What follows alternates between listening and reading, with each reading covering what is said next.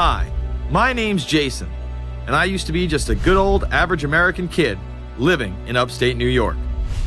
There's me. I played baseball, mastered Mortal Kombat, went to the prom, said the Pledge of Allegiance every day, and loved my country. I even lived the dream of every American youth, college. Sure, it was a state school, but it also happened to be a party town. Great times all around, right? Well, sort of. I still had to work hard as a pizza guy to make it. And of course, there was school. I had to figure out the computer graphics programs I was working with, as well as attend classes I didn't care about. I certainly didn't know much about geopolitics. Then 9/11 happened and everything changed.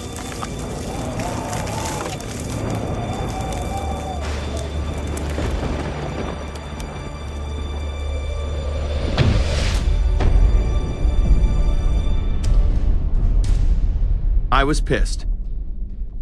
How dare the Muslim extremists massacre all those people? But was it all true?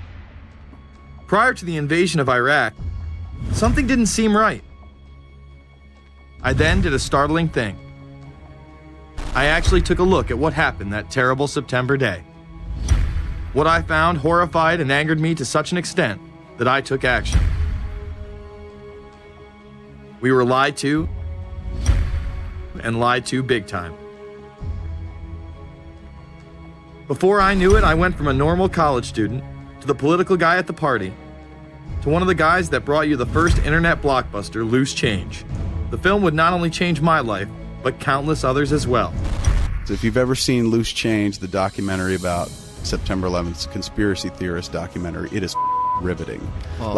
You watch it, and by the end, not even the end, 10 minutes in, you're like... You got your car packed, your head... You're just like, oh my God, it's all true. So every place, there's questions coming from this documentary. And you don't have to believe everything in the documentary to still have questions come up. And you look back and you remember what you saw and what you were told, and now you have questions. We got the boogeyman out there. Wow. See, for many years it was communism, then it was the war on drugs, now it's the war on terror. All through our life, we've had to have a boogeyman. Loose Change took the truth about 9/11 into the mainstream with over 100 million views and allowed me to travel the country and even take on some of my detractors. The answer is no, they cannot. Jason, I think it's telling that every time you disagree with something, you call the people a liar. I'm not calling anybody a liar, sir. I'm calling you a liar because you are a liar. But if we were lied to about 9/11, then who was really behind it? A lot of people on the web were pointing towards the New World Order, but that was impossible. I mean, the Hulkster couldn't be involved, could he?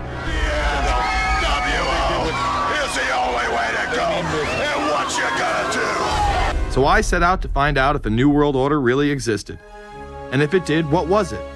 Who was involved? And what were their goals? The very word secrecy is repugnant in a free and open society. And we are, as a people, inherently and historically opposed to secret societies, to secret oaths, and to secret proceedings. For we are opposed around the world by a monolithic and ruthless conspiracy. It is a system which has conscripted vast human and material resources into the building of a tightly knit, highly efficient machine. Its preparations are concealed, not published. Its mistakes are buried, not headlined. Its dissenters are silenced, not praised. No expenditure is questioned, no rumor is printed, no secret is revealed. Some cringe when they hear the term New World Order, despite all of these prominent people using it.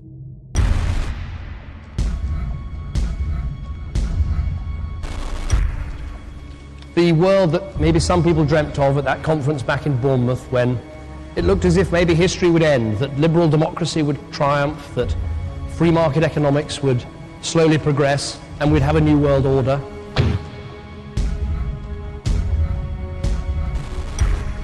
And together they helped to create, were the principal leaders in creating, a new world order and a winning strategy in the Cold War.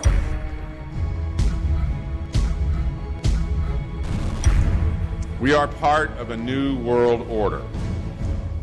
And as the recently departed Admiral William J. Crowe once said, it's long on new and it's short on order.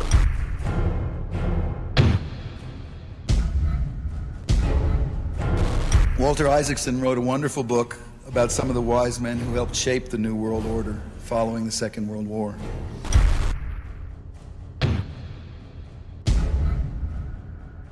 As we devise a way forward in Iraq, I urge the international community to embrace its responsibility for creating that new world order. A new world order based upon collective action.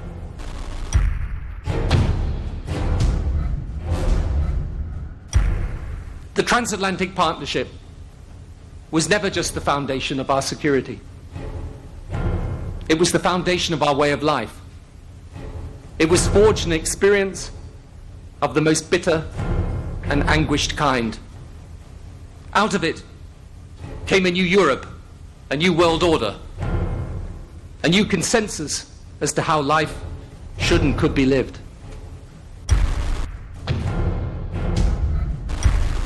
And just like that, it was gone. It was a new world order. That's what President George H. Bush said. Harvard historian Francis Fukuyama pronounced the end of history. In fact, when it is used, that person is often dismissed out of hand because of the perception that it is nothing more than a conspiracy theory. Actually, the idea of global governance and a one world order has been around for centuries, and the term New World Order has been used frequently in recent history. The New World Order means different things to different people, but to those who expect to be in control of it, it means the same thing. It means all the world under their control. They believe that somebody must rule. After all, people are too darn dumb to know how to rule themselves. They figured that that's their role. The first in-depth publication of note was Samuel Zane Batten's work, The New World Order, which was published in 1919. Under the cloak of Christianity, this order speaks of a new world rising and advocates social control over all people and all resources. It promotes a world federation with a world parliament, an international court, and a global police force. Some of its goals are as follows. Community. The danger and loss in crime and degeneracy. The determination to make community life safe, sanitary, wholesome, and moral. Industrial. The disappearance of class distinctions and the solidarity of all interests in the economic process. National. The conception of the nation's welfare as the supreme concern, with the policy that everything shall contribute to this end, and every person must do some useful work. International. The creation of an international mind, with a world consciousness and a world patriotism. The destruction of every arbitrary power that can separately and of its single choice disturb the peace of the world. Well, government is good, right? It put an end to war. Well, it could put an end to war because you just only have one dictator. I think Adolf Hitler had that in mind. He wanted a world government too, with himself as the master leader. Many have regarded Hitler as the apex of evil, a true heart of darkness. But how many people know that Hitler had his own vision of a new world order? Hitler had been promoted by the establishment. He graced the cover of Time magazine many times and was their Man of the Year twice. His vision was simple: unify Europe and then the world. The only real difference was that his order was racially motivated, instead of being based solely on religion. He even wrote a lesser-known follow-up to Mein Kampf in 1928 that many have dubbed My Order, or New World Order. President Roosevelt would condemn this order prior to World War II. Nazi forces openly seek to establish systems of government based on the regimentation of all human beings by a handful of individual rulers who seize power by force. Yes, these men and their hypnotized followers call this a new order. It is not new, and it is not order.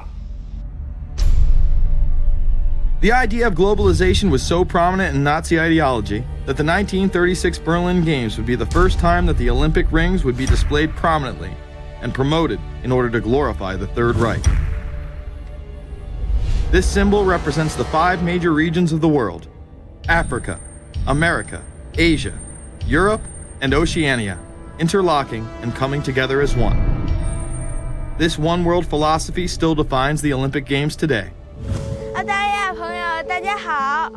Australia, hello and welcome. One world, one dream. Hitler's methods of youth corps, concentration camps, eugenics, and military aggression were so visible to the rest of the world, he eventually failed. However, his vision of a new world order lived on.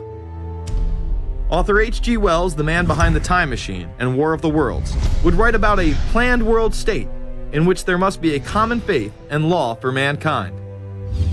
In 1939, he would publish a full book on the matter called The New World Order. Wells again has a similar vision, stating that national individualism has to go and that sovereign states must end. He then goes on to write, in the great struggle to evoke westernized world socialism, contemporary governments may vanish. Perhaps his most chilling prediction is that countless people will hate the New World Order, be rendered unhappy by frustration and their passions and ambitions through its advent, and will die protesting against it. Many of them quite gallant and graceful-looking people. Collectivism is that concept where individuals are considered to be discardable, and that the group is more important, and that the ultimate group, of course, is the state. And so it boils down eventually to the fact that the state is the all-important unit of society, and citizens exist only to serve the state. Other men of prominence would also promote a New World Order during the 1960s, including industrialist and former New York Governor Nelson Rockefeller. These are some of the reasons pressing us to lead vigorously towards the true building of a New World Order. Rockefeller would also become vice president under Gerald Ford. Religious leader Pope Paul VI, delegates to international organizations, public officials, gentlemen of the press, teachers and educators, all of you must realize that you have your part to play in the construction of a new world order.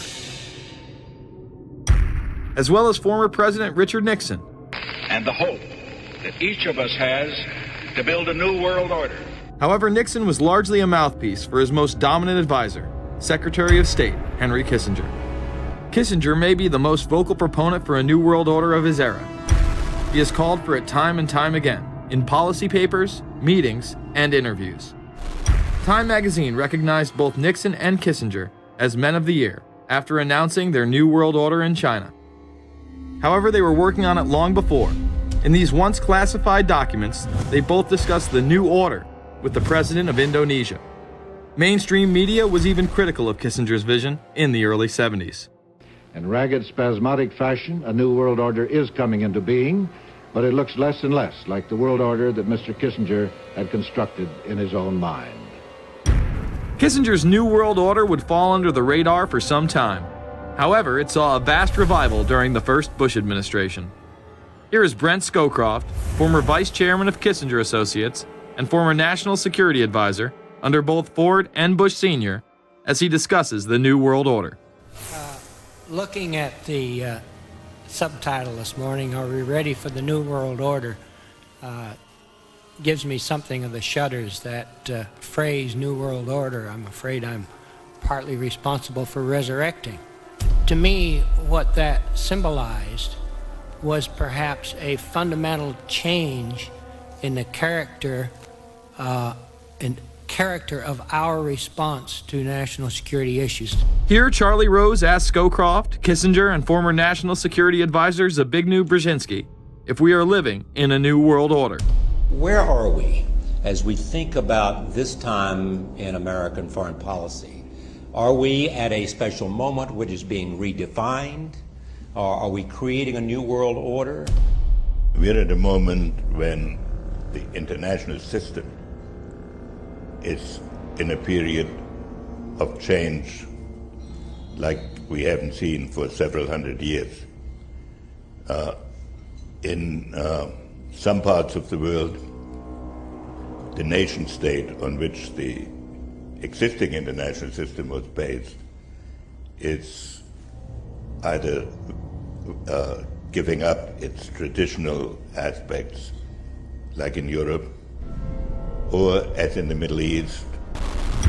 George H.W. Bush would campaign for a New World Order like no other president before him.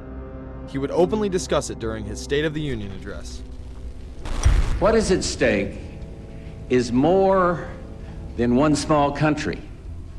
It is a big idea, a new world order, where diverse nations are drawn together in common cause to achieve the universal aspirations of mankind.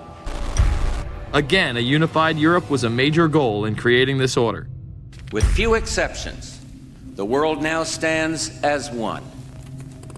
A year and a half ago, in Germany, I said that our goal was a Europe whole and free. Tonight, Germany is united. Europe has become whole and free. The world can therefore seize this opportunity to fulfill the long-held promise of a new world order. We can find meaning and reward by serving some higher purpose than ourselves. A shining purpose, the illumination of 1,000 points of light. Bush Sr. and his administration would tour and promote this agenda across the board at any given opportunity. The President has spoken often of a new world order. And we have an unprecedented opportunity to build a new era of peace and prosperity here and abroad, to build a new world order. It's my understanding, I think that the President, and I don't know the context of how it came up in his speech last night in New York, said that China must be a part of the new world order. Guess I would like to ask you how you envision China fitting into the new world order. It is a country that we are going to have relationships with by virtue of its geopolitical importance. American officials say breaking down regional and national barriers to the flow of goods and services would represent a spectacular benefit to economies around the world. We are building a new world order. Bush would actually make a commencement address at Maxwell Air Force Base declaring the birth of this order. And that's why I wanted to speak to you today about the new world taking shape around us, about the prospects for a new world order now within our reach. In the coming weeks, I'll be talking in some detail about the possibility of a new world order emerging after the Cold War. But today, I want to discuss another aspect of that order. You see, as the Cold War drew to an end, we saw the possibilities of a new order in which nations work together.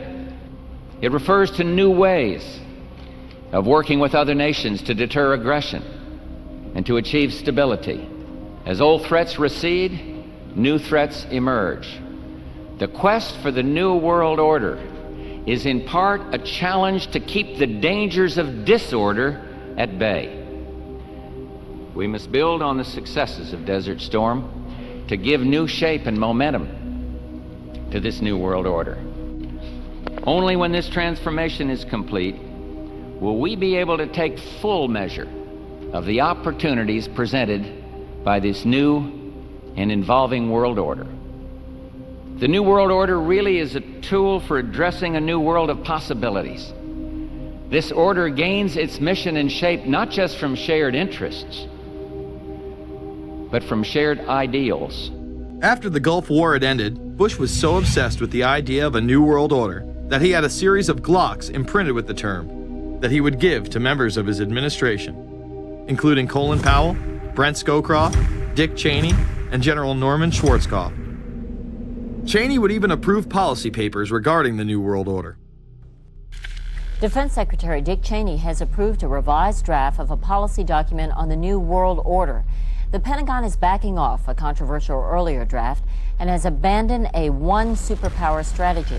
The final document puts more emphasis on international alliances and organizations. This would become an unprecedented time period for people all over the globe to discuss at length what the New World Order meant to them. People within the media, Does anybody want to talk about the New World Order? Is there a New World Order out there, or is this a vision that exists in the... Yeah, it does have its vision, there's no doubt about that. But does that exist in the president's mind, or does it exist out there in reality? This president sees this episode as the first test case, as the first example for the New World Order he is trying to organize. Some people have called it the New World Disorder, and there's a lot of truth to that.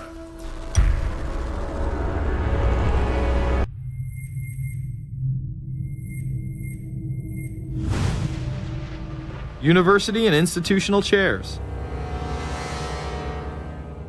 I mean, we're talking a New World Order at Georgetown.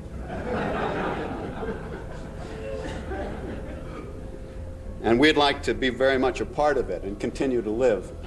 This is a world that is likely to be dominated in the near future, and perhaps longer, by the Gulf War and the New World Order, which is the buzzword of the moment.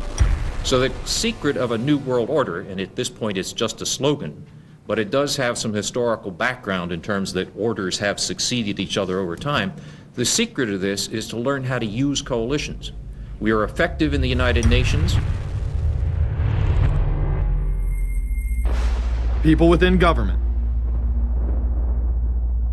George Bush has invoked a New World Order without enunciating a new American purpose.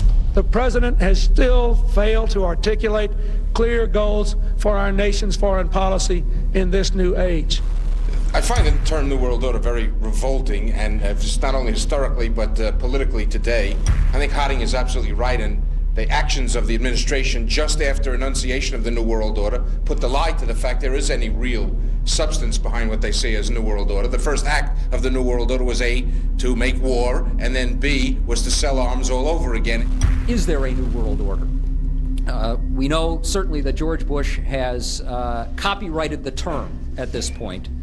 In the aftermath of this war, though, is it an empty vessel into which something will be poured? Is it the appropriate term to use? Is it going to be a New World Order, or will disorder be just as significant in this process as we look ahead? Let's start with Madeline. I think that we have, in fact, kind of had this term thrown at us, and many of us have not liked it, partially because of the previous historical connotation, and partially because I think it doesn't really deal with the way the world ought to be or is at the moment.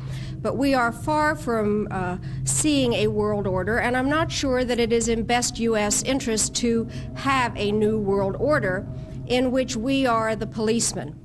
While many began to become critical of this order, the term began to evaporate into the background.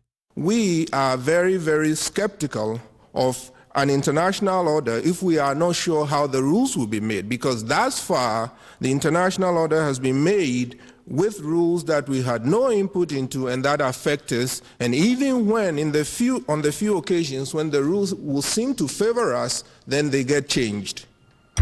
A unipolar world, a world of one superpower, may be quite dangerous for us. A New World Order under the United Nations would mean, among other things, an end to our God-given rights given us and secured by the Constitution. The New World Order, which now has been called by some the New World Disorder, and by some people on the more liberal persuasion, the taking over of the world by the Council on Foreign Relations, the Trilateral Commission, and the UN to put us all in slavery. But what are these organizations? Who founded them? And what are the stated goals of each? Before we begin with the Council on Foreign Relations, let's delve further into history to understand roundtable groups and their origins. Its roots go way, way back in history, and they go back to the formation of a secret society, a secret organization that was created by Cecil Rhodes, a very powerful and very wealthy individual. And people have heard about him in history, and they know about the Rhodes Scholarship, and they think, well, isn't that nice? They don't understand at all what that's all about. Cecil Rhodes, when he died, left his great fortune not to his family, not to his heirs, but for the creation of a secret society. And we know about this because there were some people very intimately involved with this organization who wrote about it. One of the best authors on this topic is Professor Carroll Quigley.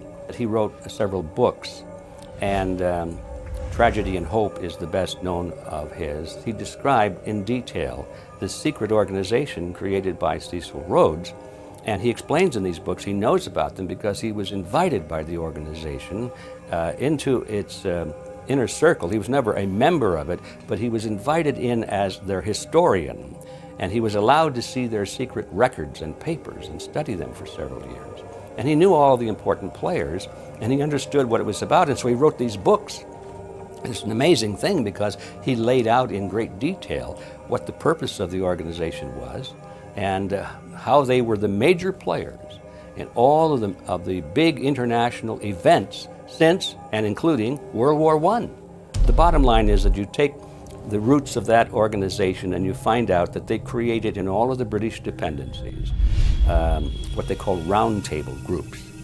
And then around those little roundtable groups, they created front groups. And the purpose of these front groups and roundtable groups was to penetrate into the governments of all of these different countries, to penetrate into the media centers, to penetrate into the educational systems. In other words, to penetrate into the social fabric, the power centers of society, and literally take them over from the inside without anybody being aware that they were controlling influence. After World War I, the International League of Nations arose as a precursor to the United Nations in 1919, under what seemed to be the vision of President Woodrow Wilson and his 14 points. The League of Nations was the first attempt at the New World Order, the first attempt at a global government based on the model of collectivism. And it was the brainchild of the elitists, the ancestors of the very people who are still working on this project. They're collectivists, the very wealthy people. They're the ones in this country who dominated the powerful tax-exempt foundations, like the Carnegie Endowment Fund for International Peace, the Rockefeller Funds, the Ford Foundation, and groups like that. These people were on record, even way back then, that they had to have a new world government, and they dreamed of that being embodied in the League of Nations. And they were solidly behind it. And that was one of the reasons those people encouraged the United States into World War I, was because of the crisis of World War I, and that would also condition Americans to thinking of making big changes in their system, because we certainly don't want another war like that, do we? There's that fear angle again. And they thought, well, by being in World War I, then we would be a major participant at the table to carve up the world and create a new world government. And that was to be the League of Nations. Well, what happened to it is that the American people didn't really go for it. Wilson was aware of the elite and their control over society. In his book, The New Freedom, published in 1913, he discussed such a group. Since I entered politics, I have chiefly had men's views confided to me privately. Some of the biggest men in the United States, in the field of commerce and manufacture, are afraid of something. They know that there is a power somewhere so organized, so subtle, so watchful, so interlocked, so complete, so pervasive, that they better not speak above their breath when they speak in condemnation of it. Ultimately, this insight did not spare him from becoming yet another puppet of the global elite. In all of the British dependencies, these organizations, the front groups, were called the Royal Institute for International Affairs. In the United States, they chose a different name. They chose the Council on Foreign Relations, but it held exactly the same relationship to this inner society of Cecil Rhodes. Among the charter members were W. Averell Harriman of Union Banking, then President of the United States Woodrow Wilson's main advisor, Colonel Edward Mendell House, John D. Rockefeller, the founder of Standard Oil, banking mogul J.P. Morgan, and prominent bankster Paul Warburg. Well, the Council on Foreign Relations exists today. It's probably the most powerful single organization in America. Many observers, including myself, believe that it is the hidden government of the United States. These people are not elected to office, and most Americans don't even know who they are. But they are holding all of the important positions in society. There are only about 4,000 of them in the United States, but I don't care what organization you want to look at, whether it's government, or whether it's the universities, or the large media centers, or whatever it is. You look at the people at the tops of those organizations, the owners, the managers, the CEOs, the board of directors, and I'm going to say probably 80 to 90% of the great power centers of America are dominated by just those 4,000 people who are members of the Council on Foreign Relations. Throughout its history, it would contain extremely influential and powerful individuals in finance, business, media, and politics. Former presidents of the United States include Richard Nixon, Gerald Ford, Jimmy Carter, and William Jefferson Clinton. Currently, Barack Obama claims not to be a member, but has spoken in front of the Council and has had his writings published in the Council's magazine, Foreign Affairs. It's been reported that you and your wife are in the globalist CFR, which is the Council on Foreign Relations. I'd like to know if that is true. Well, first of all, I'm not the Council on Foreign Relations. I don't know if I'm a official member. I've spoken there before. It basically is just a forum where a bunch of people talk about foreign policy, and so there's nothing. There's no official membership. I don't have a card or, a special handshake or anything like that. Now, why is that important? It's important because the avowed purpose of the Council on Foreign Relations is to create a new world order, a global government based on the model of collectivism. And that includes the elimination of the United States as a sovereign nation. That's why it's important. The people running this country are determined to destroy it. The Council was heavily criticized during the 1980s for being an organization hell-bent on destroying national sovereignty in favor of a world government. So many of its members hid their association with the organization. Dick Cheney had this to say in response to a question by David Rockefeller, who became the CFR's youngest director in 1949 and was chairman of the board from 1970 to 1985. He remains an honorary chairman to this day. It's good to be back at the Council on Foreign Relations. As Pete mentioned, I've been a member for a long time and was actually a director for some period of time. I never mentioned that when I was campaigning for re-election back home in Wyoming. Now, you are the president of the Council on Foreign Relations, all right? Yes, sir. You guys toy with countries of the world like toys, don't you? You're like the Illuminati, you're the Masons, you control everything, don't you? That's the rap on you guys.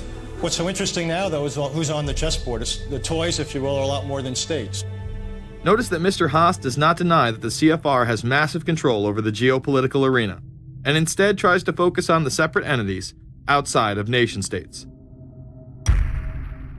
Current Secretary of State Hillary Clinton also reveals the importance of the CFR here. But it's good to have an outpost of the Council right here down the street from the State Department. We get a lot of advice from the Council, so this will mean I won't have this far to go to be told what we should be doing and how we should think about the future. You have these private groups that are run and created by the elite, by the ultra-rich, wealthy families that have been manipulating global markets from behind the scenes for generations. They create these private groups that then feed information to the government, to senators, to congressmen, their recommendations, their policy papers, what they think should happen. And it's fascinating because if you actually read what it is that they're doing, the recommendations that they make, they're very able to get them put in place. Discussions that are going on in these private groups are really talks that should be going on in Senate committees and in the halls of Congress, but they're happening with these ultra-elite groups that are then pushing their propaganda into the political mainstream, and then it's becoming enacted, it's becoming put into law. Still not convinced the CFR is promoting a new world order? Listen to what Leslie Gelb had to say upon leaving the New York Times to chair the organization as its president in 1993. I loved it. Doing a column is a great job. I'm going to an equally great but different job, and in a way a job that that caps everything I've been doing in my life, in government, in academia, and in journalism. I think that's what the Council on Foreign Relations will allow me to do. Well, for example, you had me and 3 or 4 other folks on this show a few months ago to talk about the New World Order, right? Exactly. Right? Bob I talk Hormats about and it, exactly. Right. I talk about it all the time. New World Order wants a global system where one small central authority of individuals can then dictate a policy that's going to be distributed down to the rest of the world, everywhere, in the smallest little town in the middle of nowhere in some remote country. I now think it's safe to say that the Council is extremely influential on the world stage and openly promote global governance. The Council and the globalists were able to take this agenda to the next level following World War II. The United Nations was born out of the ashes of this conflict. Unlike the League of Nations, the United States not only joined this organization, they championed it. First book I wrote was The Fearful Master, a second look at the United Nations. It was written at a time when it was not popular to be critical of the UN. I mean, the United Nations was viewed by almost everybody as our last best hope for peace. It was a means, we were told, to bring humanity together and put an end to war and live in peace and harmony and promote trade and all of these good things. I wish it were any of those things, but it's not. The original charter for the United Nations was drafted in San Francisco in 1945, and the United States became a permanent member of the Security Council, along with France, the United Kingdom, the Soviet Union, and the Republic of China. The process by which other nations' belief systems could be used to erode and eviscerate our Constitution and Bill of Rights had taken a giant leap forward. The United Nations is one of the most well-known sort of globalization attempts. Its primary goal is to streamline all the governments of the world, to create a global council and to unify all the rules and all the regulations for the world. So it's essentially the precursor and an engine of this new world order. The United Nations is made up of all of the countries of the world, most of which are dictatorships of one kind or another. And you don't take a bunch of dictatorships and put them into a bag and shake it up and come out with a freedom-loving governmental unit. You come out with a global dictatorship. This was the public base of global governance. However, many other organizations have been birthed since. Even more suspect is a private group called the Trilateral Commission. David Rockefeller and Henry Kissinger are among its some 300 influential members. The Trilateral Commission, rich and powerful business and political leaders from Japan, Europe, and North America, the New York-based policy group was formed in 1973 by Chase Manhattan Bank Chairman David Rockefeller. In addition to Rockefeller, there are many other noted American members. Among them, economist Alan Greenspan, former Defense Secretary Harold Brown. George Bush was once a member but resigned last year before his unsuccessful presidential campaign. Back then, it wasn't politically wise to be aligned with what his party's right wing considered a shadow world government. The United Nations would take over America. The Trilateral Commission would control the world. Just look at its membership, they say. Current and former members include Presidents Clinton, Bush, and Carter. Names like Brzezinski, Christopher, Kissinger, and Schultz. And top executives of ITT, Xerox, Exxon, and Nations Bank. Although this group with only 300 members seems to be at the apex of the power structure, there is yet another group formed in 1954 that is even smaller in number and has a greater influence on world events. Meet the Bilderberg Group. This elite group meet annually around the globe. There is a core group of members who have attended every year for decades, such as David Rockefeller, Henry Kissinger, and Queen Beatrix of the Netherlands. These members invite others who are politically and socially relevant at the time. Each year, around 140 people are in attendance. Real quick, I asked Hillary this question. In 2004, you attended a meeting in Italy called the Bilderberg Group. I just want to know what you were doing out there, what that was all about. Because she lied to me and told me she didn't go. I figured you might tell me the truth. All I did was go. They had a Republican and a Democrat. I gave like a 20-minute talk on the presidential election. Did it have anything to do with being John Kerry's running mate? Did you talk about that at all? No, because I wasn't his running mate. Okay. I happened to be in Europe then on my way to Russia. I was invited to go to Bilderberg by Vernon Jordan, a friend of mine and a genuine hero of the civil rights movement. And to the best of my knowledge, NAFTA was not discussed by anybody in my presence. Documents released by the group in 2001 revealed that in September of 1955, the group met in Germany and covertly outlined the idea of a European Union. Section E, European Unity, discusses the general support for European integration and unification, and the idea to unify Germany once again with the rest of Europe under a common marketplace. Belgian Viscount and current Bilderberg chairman Etienne Davignon told the EU Observer in 2009 that the next Bilderberg meeting could improve understanding on future action in the same way it helped create the euro in the 1990s. This illustrates the patience, vision, and reach of this organization. It was able to promote and establish both the European Union and a European currency over the course of just under 40 years, incrementally. One of the things that the elitists discussed back at the turn of the century when they were talking about how do you convert the United States into a collectivist system was the fact that you can't do it quickly. You have to let people get used to it incrementally, because any major change would be rejected. The 1957 Conference of Rome, where the Common Market Treaty, providing for free trade in all products, was at last signed. 6 nations, France, Germany, Italy, Belgium, Holland, and Luxembourg, agreed to remove all mutual barriers to trade within 12 to 15 years, the embryo of a political union which they proclaimed to be their ultimate objective. In that fashion, it's possible for people to get used to this process and even to think it's a good thing. People will accept the gradual growth of government, the gradual loss of their purchasing power. They'll accept almost anything if it's done gradually, and we have to be very alert to that. 2008 and 2009 attendees include World Bank President Robert Zoellick, Treasury Secretary Timothy Geithner, former head of British Secret Intelligence Richard Dearlove, Donald Graham, CEO of the Washington Post, CNN host and author of the Post-American World, Fareed Zakaria, and many other giants of business, politics, and media. You just came back from meeting with the Bilderberg Group. The Bilderberg Group are, when people who are conspiracy theory people, they send me mail, it's usually about the Bilderberg Group. And I get these books on my front door, which I'm uncomfortable with. And it's all about the Bilderberg, like they're the modern day Illuminati. Are you a member of the Bilderberg Group? I don't think we're supposed to talk about this. Many have identified them as the kingmakers, the puppet masters that pull the strings behind the scenes.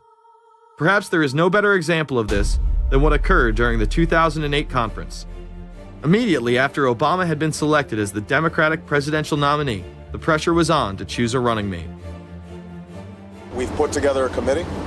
We are going to be equally deliberative in how we move forward.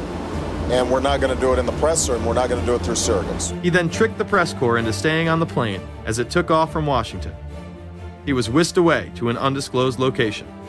Obama was supposed to fly home. He'd been here in Virginia. He was supposed to fly home out of Dulles, as you know, outside Washington, D.C. The press corps was waiting for him on the plane, and the pilot announced that they were leaving, and Barack Obama was not on the plane. Presumptive nominees in the past has always been that they have at least a press pool with them at all times. Is there a reason why we didn't go with him in the motorcade all the way?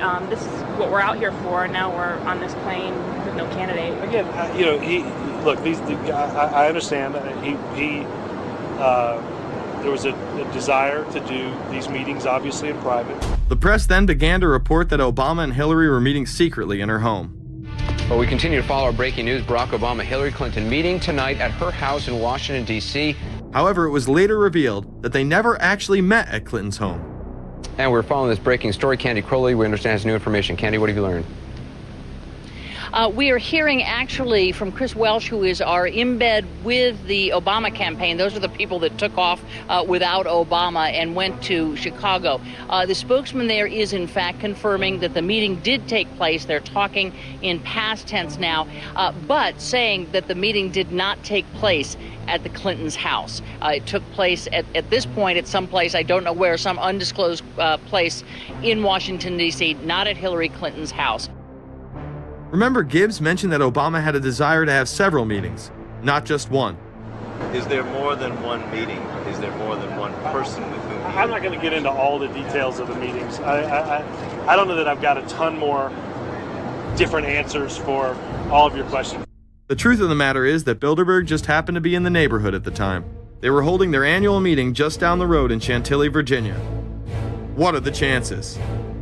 What's interesting and dangerous about the New World Order is that it's not a natural progressing idea. It's just not civilization naturally evolving and organizing into this system. It's the group of extremely powerful people that are manipulating the system to get it to this status from behind the scenes without anybody's knowledge. You have to ask yourself, if there isn't an agenda going on to keep those organizations quiet and to keep them out of the news, to keep the discussions about them behind closed doors, then why is it that these supposed experts on the left and on the right never talk about them?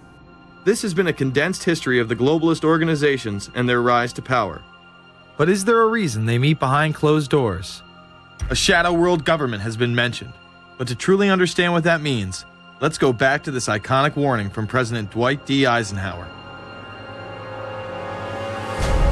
Progress toward these noble goals is persistently threatened by the conflict now engulfing the world. It commands our whole attention, absorbs our very beings.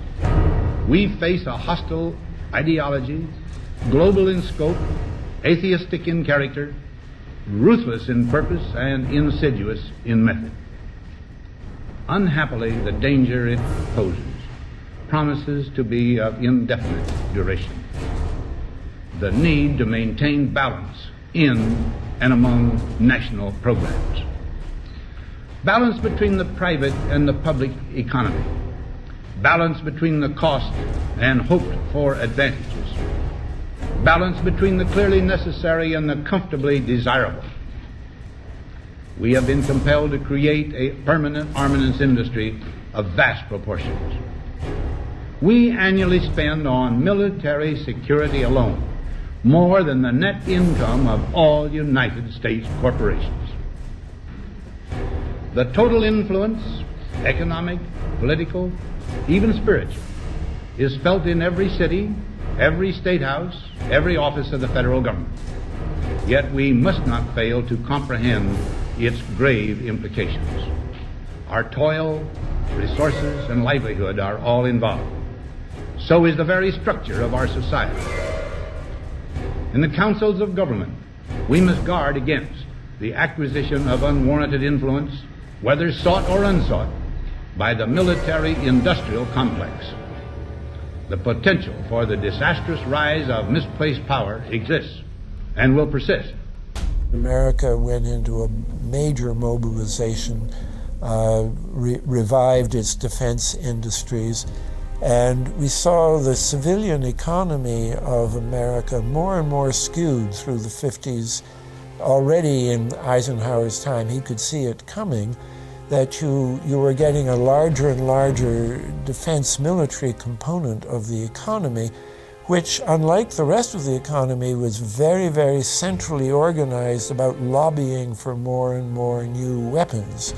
It was the political skills of this military-industrial complex, which I think Eisenhower was really warning us about, and rightly. There is a military-industrial complex. Today, we see a situation where the civilian economy is really in tatters, and most of our civilian production has gone overseas to third world countries. What do we export? Our biggest export practically is garbage, but apart from garbage, we export military equipment. We have a special act which subsidizes, makes it possible for countries abroad to buy our armaments because it's too expensive to produce them for one country only. So we have become a very efficient military-industrial complex, but the civilian economy is only a ghost of what it used to be, and this has terrible consequences for democracy because it means that the power of this lobby is now sort of dominating what goes on in Washington. Through multinational corporations, global intelligence networks, out-of-control banksters, all under the veil of national security and black operations, the global elite have consolidated power on a massive scale over the last several decades. You see, global corporations not only fund and develop large technological and military projects here and abroad, they also own the consumer industry and production, as well as all of the important media. By owning the vast majority of what we hear and see on a daily basis, we have been manipulated on a mass scale as to regards to what we believe and desire, both socially and politically. Edward Bernays, the nephew of world-famous psychoanalyst Sigmund Freud, would study group dynamics and become the father of public relations. He authored the book Propaganda in 1928. In it, he described how to intelligently and consciously manipulate the habits and opinions of the masses within a democratic society. He went on to state that those who harness this unseen mechanism of society constitute an invisible government and are the true ruling power. It is they who pull the wires which control the public mind, who harness old social forces and contrive new ways to bind and guide the world. The average American is distracted, mindless, worried about minuscule things, celebrities, as if it was their own family members. And this is by design, because the powers that be, who own the media, know how our brains work. They know scientifically how the human mind functions. They know about sociology, and they are using the media, and have used the media for decades now, to entertain people with issues that don't really matter. When you have the big news networks covering celebrity issues as if it's the most important thing, it becomes the most important thing. And this is not by accident. This is to keep us out of the way. Because if you're worried about the latest celebrity death or the latest celebrity couple or the celebrity breakup or your sports team having a shot at the Super Bowl or the World Series, there's so much information about those issues that can be discussed that will mesmerize people, and they won't know or care about the real issues that are out there. Well, I think this is just one more piece of evidence of the degree to which the media, supposedly the watchdogs, has become the gatekeeper of the system. Mainstream media are, first of all, nearly all of them corporations, nearly all of them now publicly held, part of the whole Wall Street financial system that they're supposed to report about objectively, but they can't. They, right now, in October of 2009, they are celebrating the recovery of the biggest banks in New York and saying that the recession is over. Of course, there are a few problems, like foreclosures are going on, unemployment is rising. All of this is affecting the American people, but it's not affecting the financial elite who also control the media.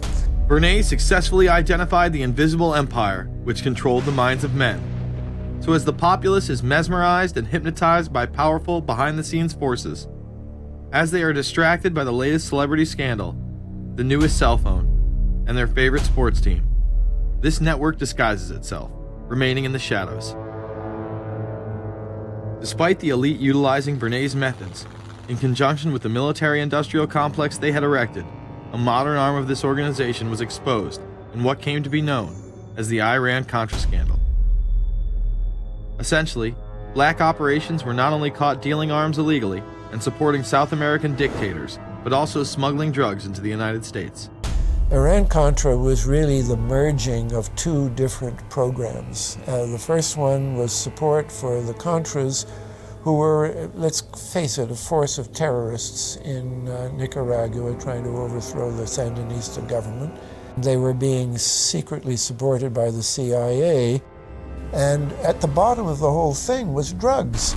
Iran-Contra was openly exposed by massive network coverage.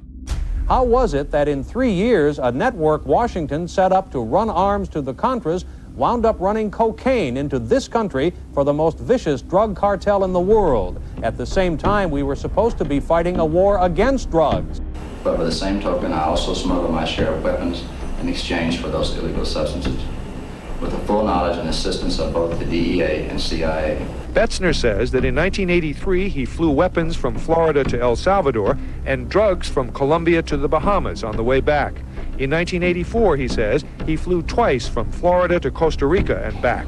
We could bring back our own cargo, and they would arrange it, or we could bring back their cargo without ever having to worry about interception, arrest, anything like this, that everything was taken care of. What kind of cargo were you talking about? Drugs.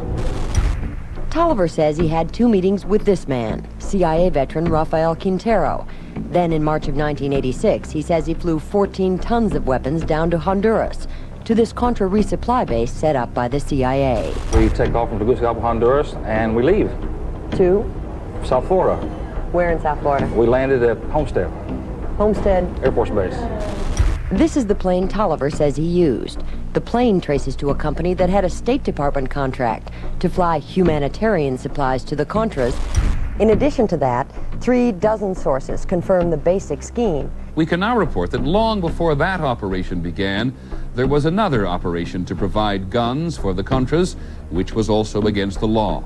In this operation, Americans and Israelis provided arms to the Contras, and then the same network smuggled drugs into the United States.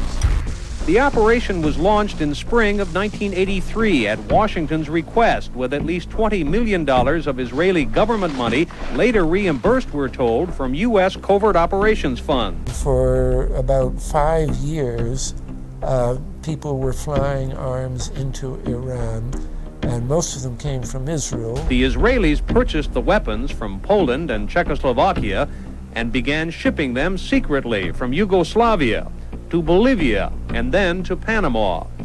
The Israeli liaison man there, this man, Michael Harari, until recently a close aide to Panama's strongman, General Manuel Noriega. You'd bring the ship into Colombia, you would load drugs aboard it, and you would bring those drugs back to Panama with you. But bringing that stuff into the United States, that was something else. I've never been so thoroughly disgusted with myself in my life. This network would also be involved in the October surprise. We really can't understand that unless we understand the so-called October surprise in the 1980 election, which is, I think, unquestionably Republicans, including William Casey, who later became Reagan's head of the CIA, negotiated with the Iranians for them not to release the hostages which were being held in Iran to Carter, but to wait until the Carter was defeated and the Republicans were in. That is what actually happened, that the hostages were only released on the day that Carter left office and Reagan came in. Unbelievably, this same network would even be linked to the BCCI banking scandal by journalist Danny Casolaro. Casolaro was probing a conspiracy he called the Octopus, which involved the Iranian hostage crisis, the Iran-Contra affair, with, believe it or not, all funds channeled through BCCI, the international bank charged with everything from money laundering to fraud. BCCI, it's a shadowy international bank linked to terrorists, drug runners, and dictators. Little was known about BCCI until 6 of its top officers were arrested in Tampa in October of 1988 on charges of laundering drug money for Colombian cocaine bosses. The BCCI men were convicted, and the bank itself pleaded guilty. But for some reason, the bank was allowed to continue to operate all over the world. There are indications that some of the reluctance to prosecute this bank stem from the favors it did. For? The favors it did for intelligence services everywhere. Too many secrets of too many countries, too many prominent people, too many hands-on, and that makes it desirable that this entire affair be forgotten. It began to become clear that the global traffic of drugs were funding violent dictators rigging elections, supporting the arms trade, and enforcing the assassination of anyone who got in the way. Cassolero was found dead for his efforts in exposing this network. His death, of course, ruled a suicide. He was meeting a source in West Virginia. He was about to discover all. Instead, his body was discovered in a hotel room with 12 slashes in his wrist, but when the local authorities ruled it suicide, the family said, no way. The housekeeper had taken calls threatening his life. And I pick it up telephone, I say hello, and he say to me, you son of a bitch, you's dead. Cassolero would not be the only person involved in the scandal to wind up in a casket. Meet Barry Seal. At first, the media portrayed Seal as a drug dealer gone good, who was assassinated by the Colombian mafia. Authorities believe last night's machine gun killing of top drug informant Barry Seal was ordered by drug bosses in Medellin, Colombia, who sent 5 men to Baton Rouge to kill Seal.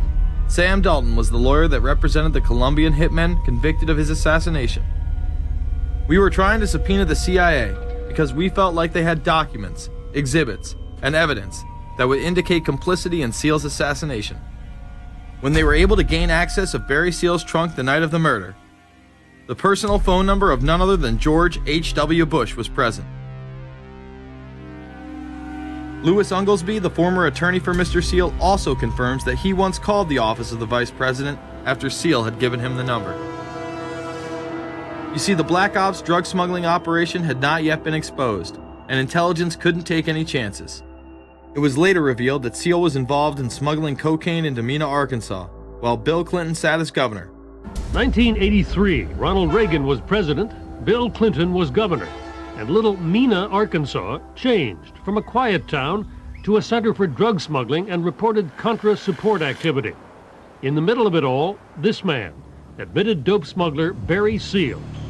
Arkansas State Trooper Russell Welch investigated Seal's organization. Each trip would have 250 to 350 pounds of cocaine. According to the London Telegraph, Arkansas State Trooper Larry Patterson testified under oath that he and his officers discussed repeatedly in Clinton's presence the large quantities of drugs being flown into Mena Airport, large quantities of money, large quantities of guns.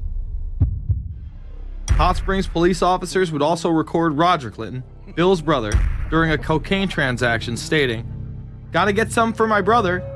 He's got a nose like a vacuum cleaner." There was also a large amount of money laundering going on in Mena.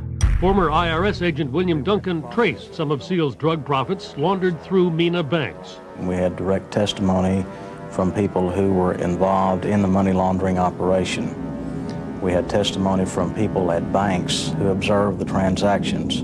What happened when you tried to make this case before a grand jury? I was never asked to present the evidence to a grand jury, ever. This very same network used BCCI to fund the Afghani rebels. The deputy director of the CIA, Richard Kerr, said late today that the CIA did use the Bank of Credit and Commerce International, BCCI, to support CIA activities overseas. Most people still believe that the Soviets had maliciously invaded Afghanistan in order to spread their communist agenda. The Al-Qaeda was essentially a kind of a byproduct of Brzezinski's campaign to embarrass the Soviet Union in Afghanistan. They weren't in Afghanistan at that time. Brzezinski boasted later that he was responsible for drawing them into Afghanistan.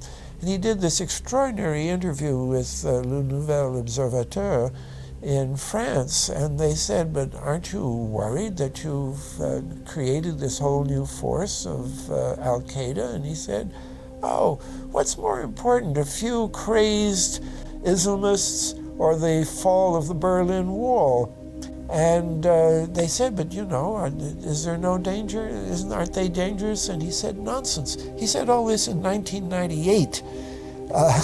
So I knew Brzezinski at McGill University. We were students together and took very small classes together. And in some ways he's bright, and in some ways he's kind of nuts. And he had the kind of nuttiness that made him attractive to the Rockefellers. Bin Laden and his network were actually funded by BCCI through U.S. covert operations. Well, the reason I bring it up, if you've ever heard any of our call-in shows, you know that we have people that think about the conspiracy theories of people like you. You would be a poster child for these people because you have served on the board of the Council on Foreign Relations. You helped start the Trilateral Commission, and you've been to the Bilderberger groups. Are people too close in this world, people in business, too close to the governments?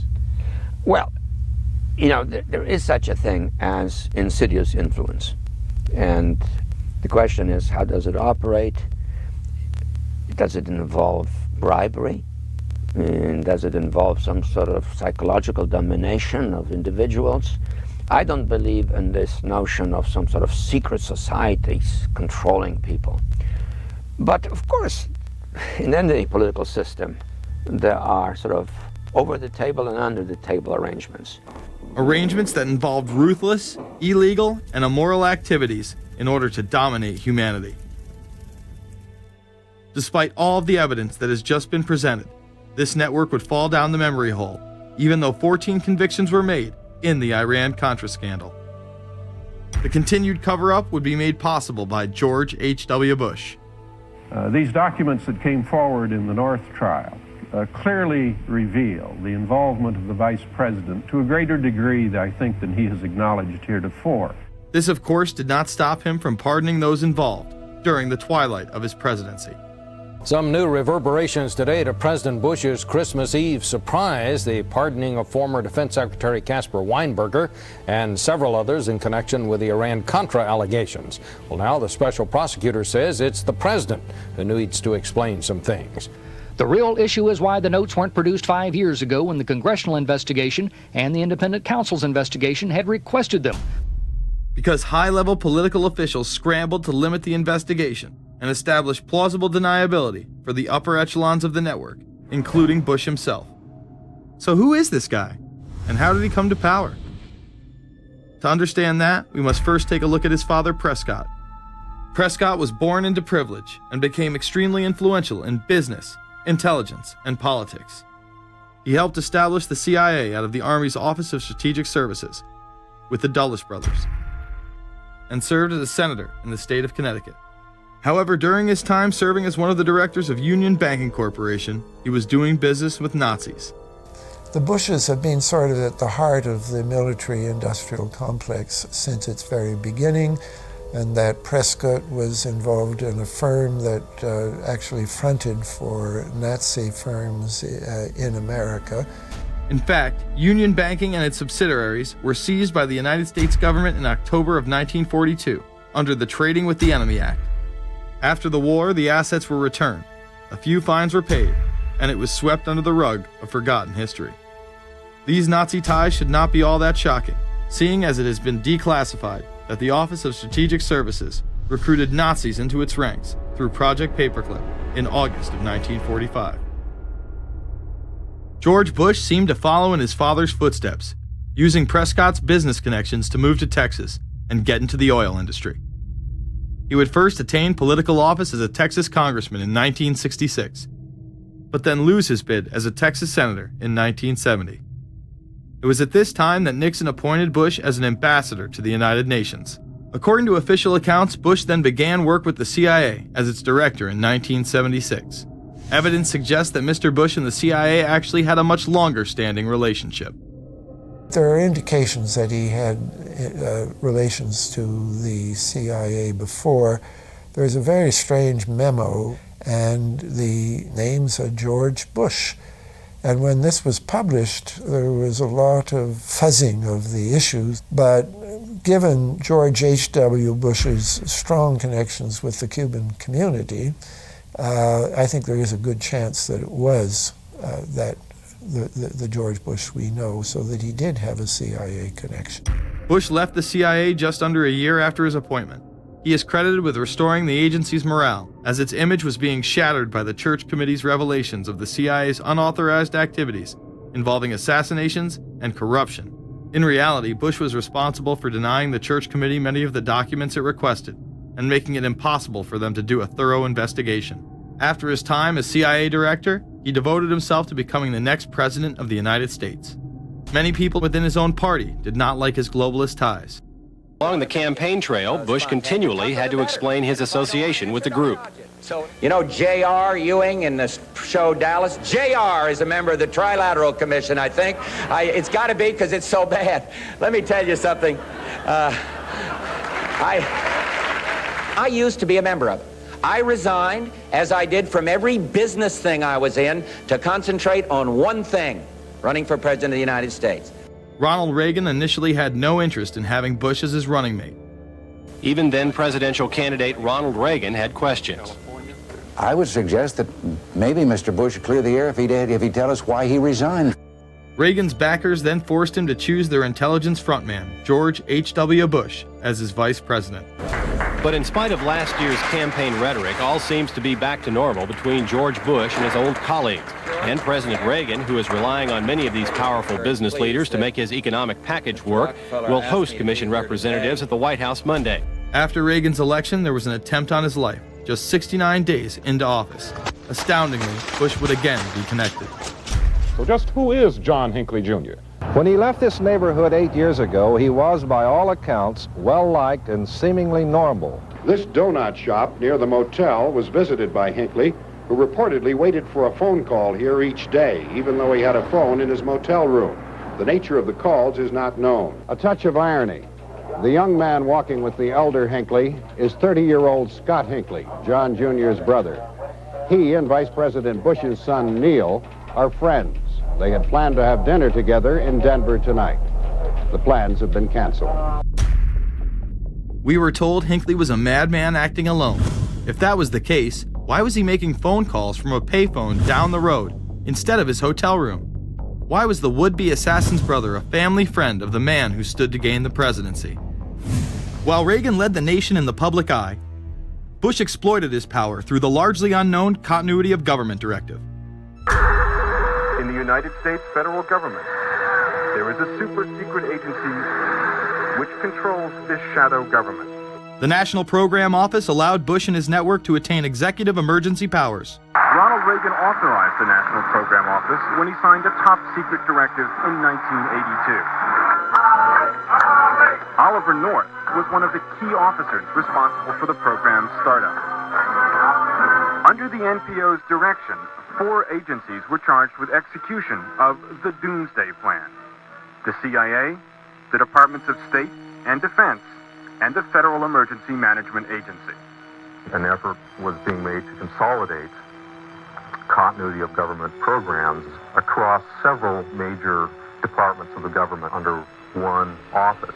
After 8 years of secret wars, covertly sponsored revolution and assassination had advanced globalist interests and allowed Bush to achieve his lifelong dream by becoming the 43rd president of the United States. The fall of the Soviet Union left the United States as the sole superpower in the world. The Wolfowitz Doctrine stated, "We must maintain the mechanism for deterring potential competitors from even aspiring to a larger regional or global role." The New World Order was on display with the First Gulf War and the creation of a European Union. After losing to his crony Bill Clinton, he faded into the background as the agenda for a New World Order marched forward. After 1989, President Bush said, and it's a phrase that I often use myself, that we needed a New World Order. We have just exposed many of the globalist operations, including drug dealing, funding terror, dealing arms, and taking over the United States government by stealth. Whenever these agendas were threatened, those who opposed them ended up dead.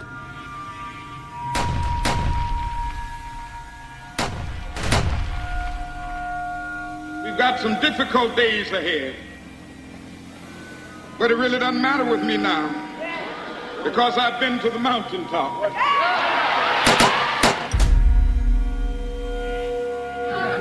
My thanks to all of you, and now it's on to Chicago, and let's win there. Thank you very much. Gave a paper about all 3 of the big assassinations in the 60s, which was John F. Kennedy, Bobby Kennedy, and Martin Luther King. And there are certain common denominators. I call these events deep events.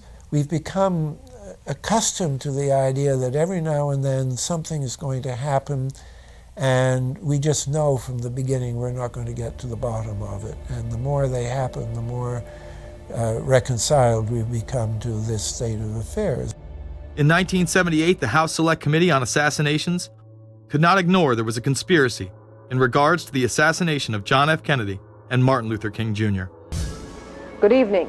A congressional committee has concluded that President John Kennedy and civil rights leader Martin Luther King Jr., both of them, were probably killed as the result of conspiracies.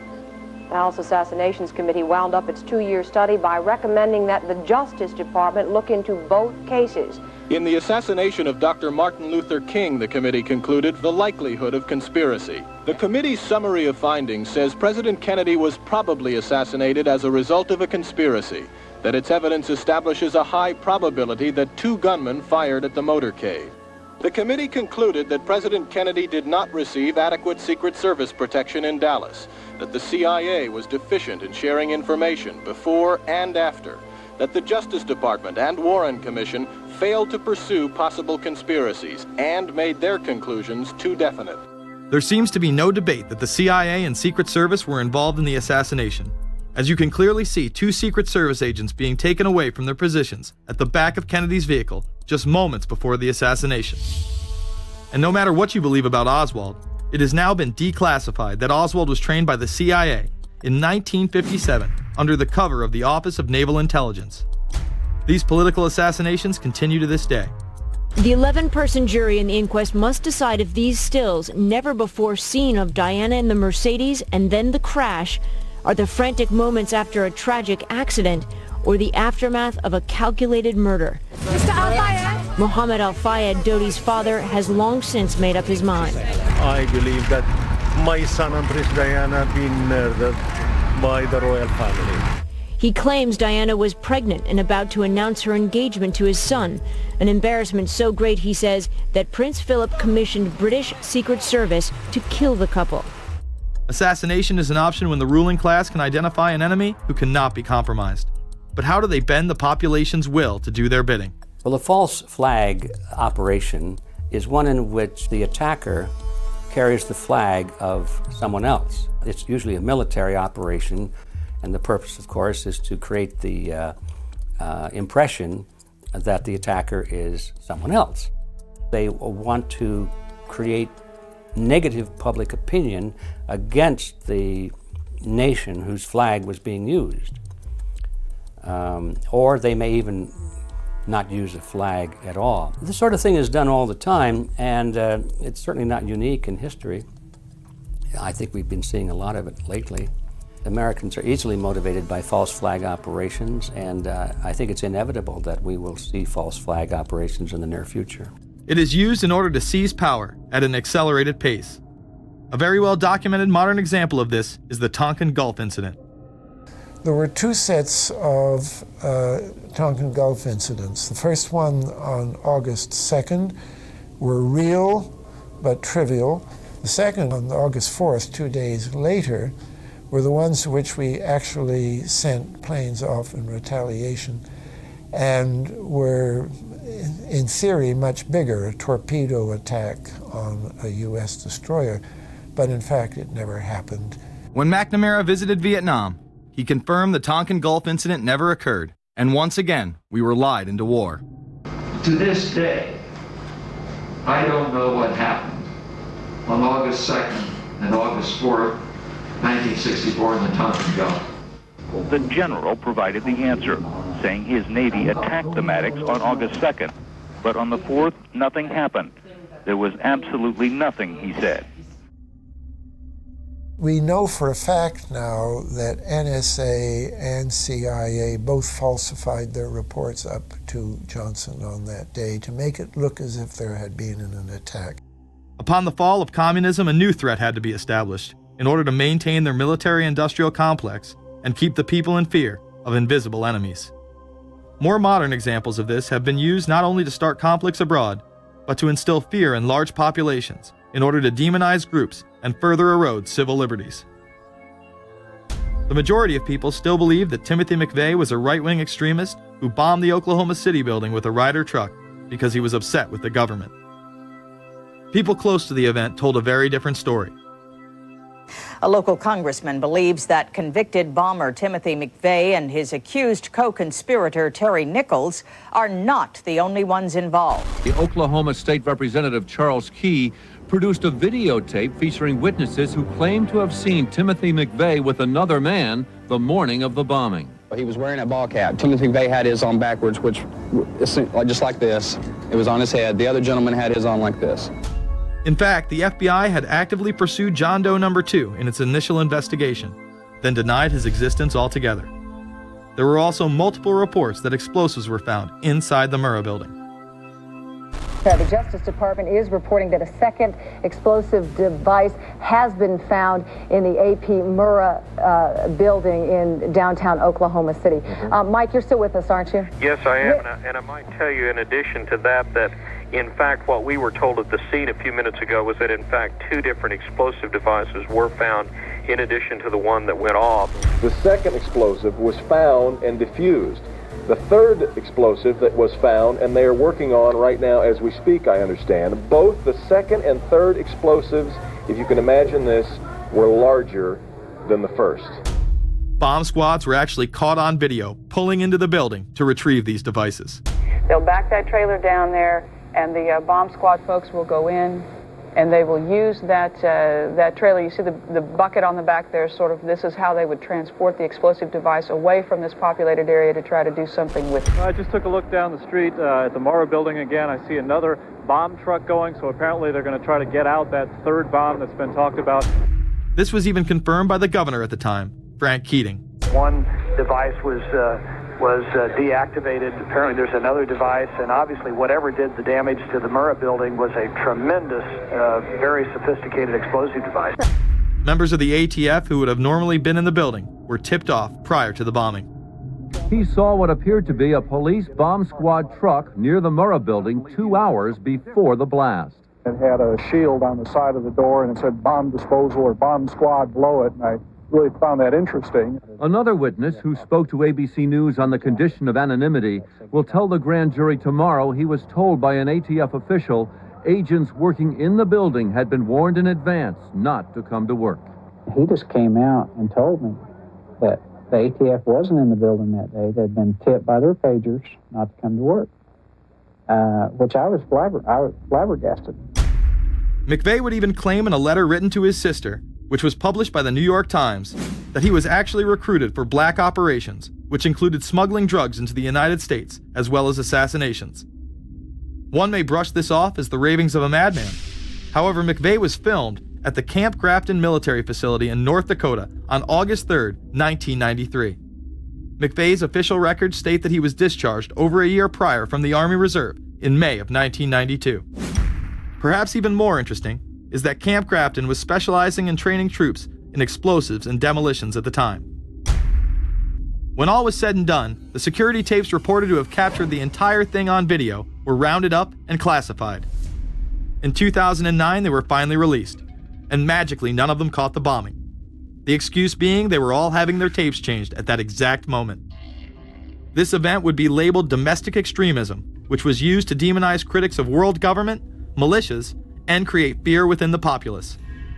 Muslim extremism seemed to show its ugly face in then unprecedented fashion on February 26, 1993. A truck bomb had gone off in the parking area of the World Trade Center. Luckily, the bombers failed to follow instructions and parked the truck carrying the explosives against the main support column. What is not discussed, however, is the bomb was actually built by an FBI informant under the supervision of the FBI. Ahmed Salam, a former Egyptian army officer who had been doing undercover work for the FBI, was the man who actually built the bomb. When he was told that he would have to use real bomb-making material instead of harmless substitutes, he became suspicious and began taping his conversations with FBI officials. Last winter, the FBI was praised for its speed in cracking the case of the World Trade Center bombing and bringing 4 suspects to trial. Now, there is some evidence that the FBI may have known of the plot in advance through an informant and might even have stopped the bombing that killed 6 people. Notice the media emphasizes that they might have been able to stop it. They then gloss over the fact that the bomb was built by their agent under FBI supervision in conjunction with the district attorney. FBI agents might have been able to prevent last February's deadly explosion at New York's World Trade Center. They discussed secretly substituting harmless powder for the explosives, but they didn't, according to the FBI's own informant, Imad Salem. Unbeknownst to the FBI at the time, Salem recorded many of his conversations with his handlers. The actual recording where Salam discusses this with his FBI handler John Antisev was released years after the trial. You got paid regularly for good information. I mean, the expenses were a little bit out of the ordinary, and it was really questioned. Don't tell Nancy I told you this. Well, I have to tell her, of course. Well, then if you have to, you have to. Yeah, because, I mean, the lady was being honest, and I was being honest, and everything was submitted with receipts. Yeah. And now it's questionable. It's not questionable. It's like a little out of ordinary. Okay. You know. All right. I don't think it was. If that's what you think, guys, fine. But I don't think that, because we was start already building the bomb, which is went off in the World Trade Center. It was built by supervision from the Bureau and the DA, and we was all informed about it, and we know that the bomb start to be built. By who? By your confidential informant. What a wonderful, great case. Following the convictions of the Muslims who were too inept to make their own bomb and park the vehicle in the proper area, Salam was pulled into the FBI's Witness Protection Program, where he has never been heard from again. Prior to the largest and most devastating terrorist attack on U.S. soil, the United States was poised as the first truly global superpower. Brzezinski would muse in 1997 that geostrategic success would represent a fitting legacy of America's role as the first, only, and last truly global superpower, and that the only way to mobilize Americans was a truly massive and widely perceived direct external threat. In September of 2000, a neoconservative think tank called the Project for a New American Century echoed Brzezinski's statements, saying the United States is the world's only superpower, combining preeminent military power, global technological leadership, and the world's largest economy. An engine for New World Order ideals, members of PNAC included Dick Cheney, Donald Rumsfeld, Jeb Bush, Scooter Libby, William Crystal, and Paul Wolfowitz. Describing the difficulty in projecting force, they write the process of transformation is likely to be a long one, absent some catastrophic and catalyzing event, like a new Pearl Harbor. This takes us full circle to the September 11th attacks of 2001. In my previous film, Fabled Enemies, I expose in great detail the Saudi Arabian, Pakistani, and Israeli connections in conjunction with this international intelligence operation. In the early 1980s, bin Laden worked with operatives from U.S. intelligence, the Pakistani military, and Arab states. They ran a wide-ranging covert network that recruited and financed Muslim fighters to battle the Soviet army. The hijackers that were trained at U.S. military installations and protected by the FBI and CIA. The military exercises leading up to 9/11, and those that took place as the attacks occurred. Open line. Surveillance, Sergeant Richmond. Sergeant Richmond, Sergeant Light from Cheyenne Mountain Test Control. How are you? I'm doing fine. Okay, I need you to terminate all exercise inputs coming to Cheyenne Mountain at this time. Copy. And stay on loop until I verify that connectivity is disconnected on the exercise side only. Okay, no, do not do any more inputs on the exercise side and stand by. I got Cheyenne Mountain on the line. Terminating all exercise inputs. So, over, in case you didn't know, this exercise. Oh, yeah. The Black Ops program, Able Danger, and the shadow government involvement. This morning we learned that the vice president wasn't the only one sent to an undisclosed location on September 11th, that an entire backup government was and is still there and may be there for as long as anyone now at least can imagine. As well as much, much more. The government has lied about 9/11 repeatedly and used it to dominate the Middle East, while creating an evolving police state here, encroaching on civil liberties at home. And of course, building a new world order. There is a chance for the President of the United States to use this disaster to carry out what his father, a phrase his father used, I think, only once, and hasn't been used since, and that is a new world order. We know now that September 11th of 2001 was the beginning of what we might call a new world order. The New World Order that this president's father talked about with such great enthusiasm seems to be high on the agenda of this administration. Under the second Bush administration, massive amounts of civil liberties were openly and brazenly taken away following 9/11. The passage of the Patriot Acts, the Military Commissions Act, and other horrifying anti-constitutional legislation was enabled by the incredible amount of fear generated by the media, all in the name of keeping us safe here at home. The war itself would create huge profits for the military-industrial complex, and the globalists would seize even more power and control over Middle Eastern resources in what they planned to become a Eurasian Union under their control. Although the establishment claimed to be fighting for our freedom abroad, they were destroying our sovereignty by stealth. Expanding on NAFTA, they were able to consolidate power on the domestic front by deindustrializing the United States through CAFTA, the Central American Free Trade Agreement, as well as the SPP, the Securities and Prosperity Partnership. Opponents, however, say the initiative is nothing less than a plan to create a North American Union that would eliminate sovereignty for all three nations. Building on the North American Free Trade Agreement, the NAFTA section of the Commerce Department is busy drafting laws and regulations for a North American Union, a union of Canada, America, and Mexico.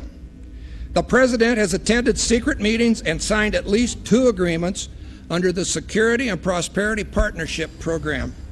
The stated goal established by Presidents Bush, Fox, and Prime Minister Paul Martin is integration by 2010. It's a plan from the business elites, the political elites, that will cost more American jobs, cost American sovereignty, but it would fulfill the president's father's vision. Now, former United States Trade Ambassador Robert Zoellick is talking about it again with renewed vigor. This time, a new world order with business at the helm of trade and economic policy. It's an agenda that goes hand in hand with the United States, Mexico, and Canada, working quietly and behind the scenes to promote a common market with common deregulation for the benefit of multinational corporations. It's remarkable to me, the arrogance, the idea of just simply throwing away the nation's sovereignty, but they're trying to do so in so many ways. People better understand that they mean exactly what they're saying. It's a new world order they're trying to create. Dobbs, the only mainstream anchor to expose the New World Order, resigned shortly after bullets were fired into his home. The elite do not plan on waiting around for these unions to be formed before implementing the next step in global government. Through the vast global economic crisis of the last few years, they have been able to devalue the dollar and undermine it as the world's reserve currency. They have allowed the Federal Reserve and IMF to consolidate power by taking control of the Securities and Exchange Commission, as well as issuing a global currency instead of the dollar, disguised as a special drawing rights unit. This aspect of the New World Order was announced at the G20 in April of 2009. There is a big thing that's going to happen in London at this G20, and then they're hiding it, they're camouflaging it, they're not talking about it. Coordination of international regulation. What they are going to do is to put our Fed and our SEC under the control, in effect, of the IMF. The New World Order, that's what they're planning in there, is to undermine the U.S. currency, and it's just really sad. What it really is putting the American economy under international regulation. Yeah. And those people who have been yelling, oh, the UN's going to take over global Conspiracy government. theorists. They've been crazy, but now they're right. There's 20 or whatever people in the G20, say there's 20 ministers, thousands of us, and we can't get our voices heard. When Geithner said he would be open to the idea of a global currency last week, yeah. Those conspiracy people had said and suggested that for years. Right. You're not wrong. Cash is becoming weeded out. Cash will most likely be eliminated or extremely difficult to use in many situations, so that you'll have to use the global currency or the electronic currency. Even though a physical global currency is yet to exist, groups such as BRIC are openly promoting a new reserve currency, which is a conglomerate of Brazil, Russia, Indonesia, and China. Get everyone in the whole world using one currency, which some people think that's a good idea. Russian President Dmitry Medvedev recently showed off a sample coin of the new world currency at the G8 in July of 2009. We have also agreed today additional resources of $1 trillion that are available to the world economy through the International Monetary Fund and other institutions. This includes 250 billions from special drawing rights, the reserve currency of the IMF, drawing rights that will be issued to countries who are part of the International Monetary Fund. I think a new world order is emerging, and with it the foundations of a new and progressive era of international cooperation. The head of the European Union is also calling for global government. 2009 is also the first year of global governance, with the establishment of the G20 in the middle of the financial crisis. Gordon Brown has called for a world constitution. We now need nothing short of a world constitution for the global financial system. Both Gordon Brown and Barack Obama had been groomed to be the next Anglo-American spokesman for this new world order after Bush and Blair stepped down. Here is Gordon Brown in front of the CBI prior to him being chosen to become prime minister. And it's only now that we can begin to understand that the world order that globalization brings and what it's going to look like. But what does the new world order mean for countries like ours who are looking to succeed? And the question for us is how we meet and master all these challenges to ensure that Britain enhances its competitiveness in the process and realizes what I believe is our destiny of success in this new world order. A new world is emerging. It is a new world order with significantly different and radically new challenges for the future. President Barack Obama has also espoused similar views on globalism. Here he is in Berlin, Germany, in July of 2008, in what media have dubbed his New World Order speech. Well, there have been extraordinary scenes in Berlin tonight as thousands of people gathered to hear Barack Obama deliver key foreign policy speech on his current European tour. The Democratic presidential hopeful laid out his vision for America's place in a new world order. In this new world, such dangerous currents have swept along faster than our efforts to contain them. And that is why we cannot afford to be divided. No one nation, no matter how large or powerful, can defeat such challenges alone. But the burdens of global citizenship continue to bind us together. In this new century, Americans and Europeans alike will be required to do more, not less. Partnership and cooperation among nations is not a choice.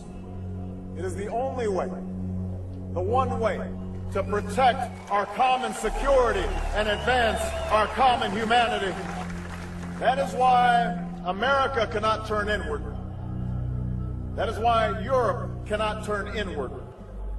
America has no better partner than Europe. Now is the time to build new bridges across the globe as strong as the one that binds us across the Atlantic. Now is the time to join together through constant cooperation and strong institutions and shared sacrifice and a global commitment to progress to meet the challenges of the 21st century. Barack Obama also became the first sitting president to ever become the chair of the Security Council for the United Nations, which only further cites his allegiance to world government. In an era when our destiny is shared, power is no longer a zero-sum game. No one nation can or should try to dominate another nation. No world order that elevates one nation or group of people over another will succeed. No balance of power among nations will hold. The traditional divisions between nations of the South and the North make no sense in an interconnected world. I think its task will be to develop an overall strategy for America in this period when really a new world order can be created. It's a great opportunity. The globalists, who know that Obama is going to promote their plan, want to make him such a superhero that nobody will question what he's doing. He is very much a product of the system that he is now technically in charge of. Obama alone, or the Democrat Party alone, is not responsible for his massive rock star status. It's been done by the media. This establishes that Obama is an unapologetic globalist who holds no one nation above another, despite its policies. Perhaps we should move towards a society more like China if that's the case. After all, on the 60th anniversary of the communist Mao regime takeover, The Empire State Building, once a proud symbol of the United States, was lit in the colors of the Communist Party halfway across the world. In fact, following the United Nations Copenhagen Conference in December of 2009, the Washington Post ran the headline, "Copenhagen Climate Deal Shows New World Order May Be Led by US, China." The Copenhagen Conference was disguised as a summit that would save the planet from man-made global warming by cutting carbon emissions. When taking a look at the almost 200-page document that was being proposed, it becomes evident that this was yet another attempt to establish global government and set up a global tax. In Section 38, it states, "The scheme for the new institutional arrangement under the convention will be based on 3 basic pillars: government, facilitative mechanism, and financial mechanism." In Section 47, subsection F, it discusses cap-and-trade schemes and carbon taxes and the use of new and existing flexible carbon market mechanisms. These cap-and-trade schemes were just that, a scheme to further transfer the wealth from the poor to the ultra-rich. One of the ways it will drive the change is through global governance and global agreements. The fact that our president even attended should be considered treason. Just weeks before the conference, ClimateGate hit the media. Secret emails confirm that many of the United Nations lead scientists had engaged in fraud in order to promote the idea that man-made global warming was occurring and that carbon dioxide was a toxic gas. In reality, they admitted the Earth had been cooling for the last decade, and that they had destroyed the source data in order to ensure the scientific community would be unable to review their findings. Bill Jones was forced to resign from his position at East Anglia University, and Penn State has launched an investigation into Michael Mann. Because of the scandal, many countries refused to sign the agreement, and instead only 25 heads of state, including rock star President and Savior Barack Obama, signed a much shorter and broader accord. The document states that a high-level panel will be created, and that parties will be subject to domestic auditing, supervision, and assessment. The climate conference in Copenhagen is another step towards the global management of our planet. The idea that carbon dioxide, the life force for plants here on Earth, is a toxic gas and should be taxed is laughable. There have been numerous periods of time in which the Earth has had vastly more carbon in the atmosphere than present day. In areas where there have been volcanic eruptions which emit large amounts of CO2, plants have benefited, and there is no negative impact on the surrounding environment, as well as indigenous people from the excess carbon dioxide. The globalists promote this theory to keep mankind in fear, not only for the establishment of a global government and a global carbon tax, but the literal control of the entire planet. An even darker side to the scam of man-made global warming exists. In reality, it's about population control. Ted Turner reveals himself here in this interview with Charlie Rose. We've got to stabilize the population. When I was born, there were so what's wrong with the population? I mean, with too many people. That's why we have global warming. We have global warming because too many people are using too much stuff. We've got to stabilize population on a voluntary basis. Everybody in the world's got to pledge to themselves that 1 or 2 children is it. Not doing it will be catastrophic. We'll have 8 degrees. We'll be 8 degrees hotter in 30 or 40 years, and basically none of the crops will grow. Most of the people will have died, and the rest of us will be cannibals. Civilization will have broken down. What the few people that are left will be living in a failed state like Somalia or Sudan, and living conditions will be intolerable. The droughts will be so bad there'll be no more corn growing. Not doing it is suicide. Unbelievably, when Turner met with other globalists, David Rockefeller, Warren Buffett, Bill Gates, Michael Bloomberg, and even Oprah Winfrey to discuss population control, they were portrayed as superheroes. Behind closed doors on this New York campus, a secret gathering of some of the world's most powerful people. Gates, Buffett, Bloomberg, Winfrey. It was like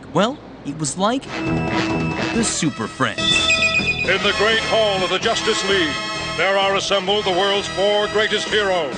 Together with others at the meeting, including George Soros, Ted Turner, David Rockefeller, they're worth more than $125 billion. The new Superman and Wonder Woman, the super rich friends, not fighting bad guys, but fighting for good nonetheless.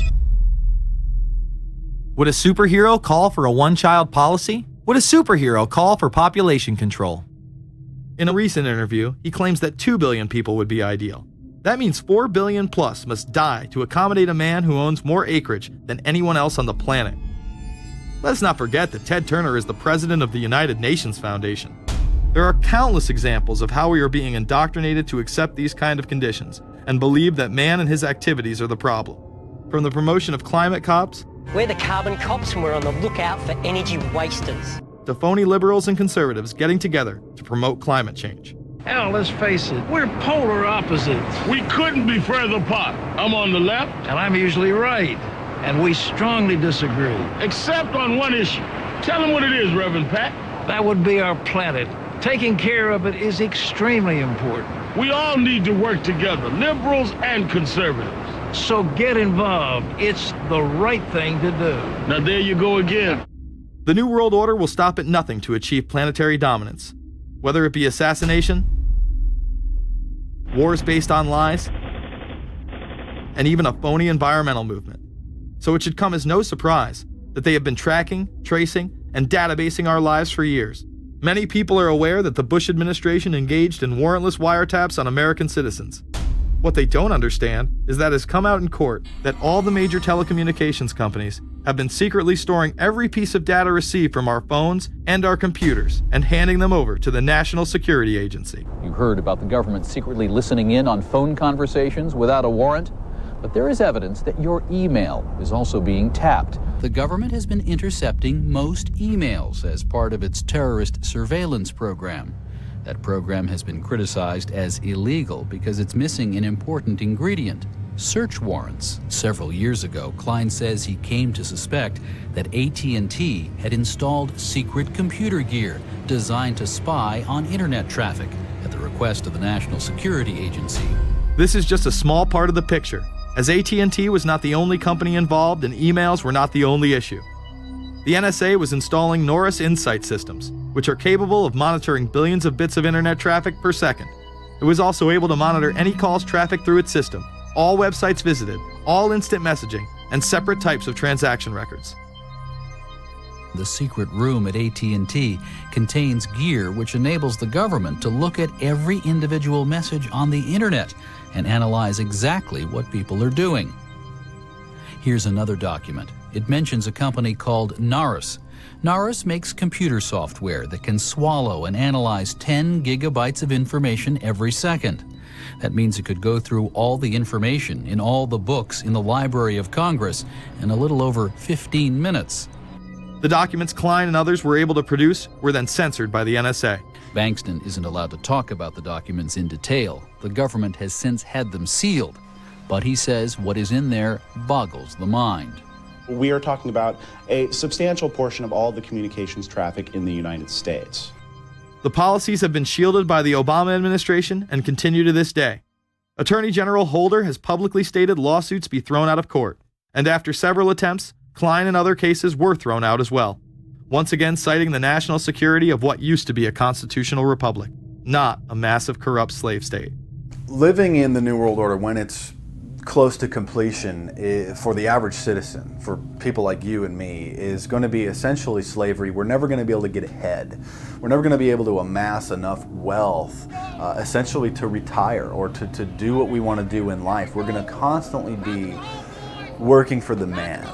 They're creating essentially a two-class system. So it's going to be an inner ruling elite and then everyone else. And I got news for you. You're everyone else. The New World Order that is currently being built revolves around creating a global technopoly ruled by the elite, in which they dominate and control a severely reduced populace, which they treat as their pets. In the New World Order, the people are the enemy. Internal documents released in March of 2009 reveal that the Department of Homeland Security is targeting citizens who discussed the New World Order, people with a Christian identity, or sovereign citizens who argue that the government has gotten away from the intent of the Constitution and are strong states' rights advocates. People who are anti-immigration, stating, extremists will argue that immigrants are taking the jobs of U.S. citizens during times of high unemployment and without paying taxes. People who oppose the Federal Reserve banking system. People who display constitutional party or libertarian material. People who support Ron Paul. And those who have bumper stickers containing anti-government rhetoric. This document is one of literally thousands that make everyone a possible terrorist. This establishes a pattern of demonizing ordinary citizens while giving draconian powers to the state. you are considered guilty until proven innocent. As technology is developed, separate parts of their command and control system are beta tested around the world. Here at home, Boy Scouts are being trained to take on returning veterans and disarm domestic extremists, while national programs such as City Year are training young people to serve the government. I am change. I am fierce. In the United Kingdom, it has been established there are over 4 million CCTV cameras. That is around 1 camera for every 14 citizens. Their purpose is not to solve crime, as it takes 1,000 CCTV cameras to solve just one crime. It is to create a tattletale society in which everyone is under constant surveillance by the state and those around them. The company Internet Eyes is now paying people to log onto the internet and watch CCTV cameras in real time as they turn in criminals for cash. Families deemed by the state to be unfit in England have now been put under 24-hour CCTV supervision in their homes. This program has plans for 20,000 families in England, which is to double in the next 2 years. Your every move in both your home and the outside world is under constant surveillance by a criminal elite who operate above the law.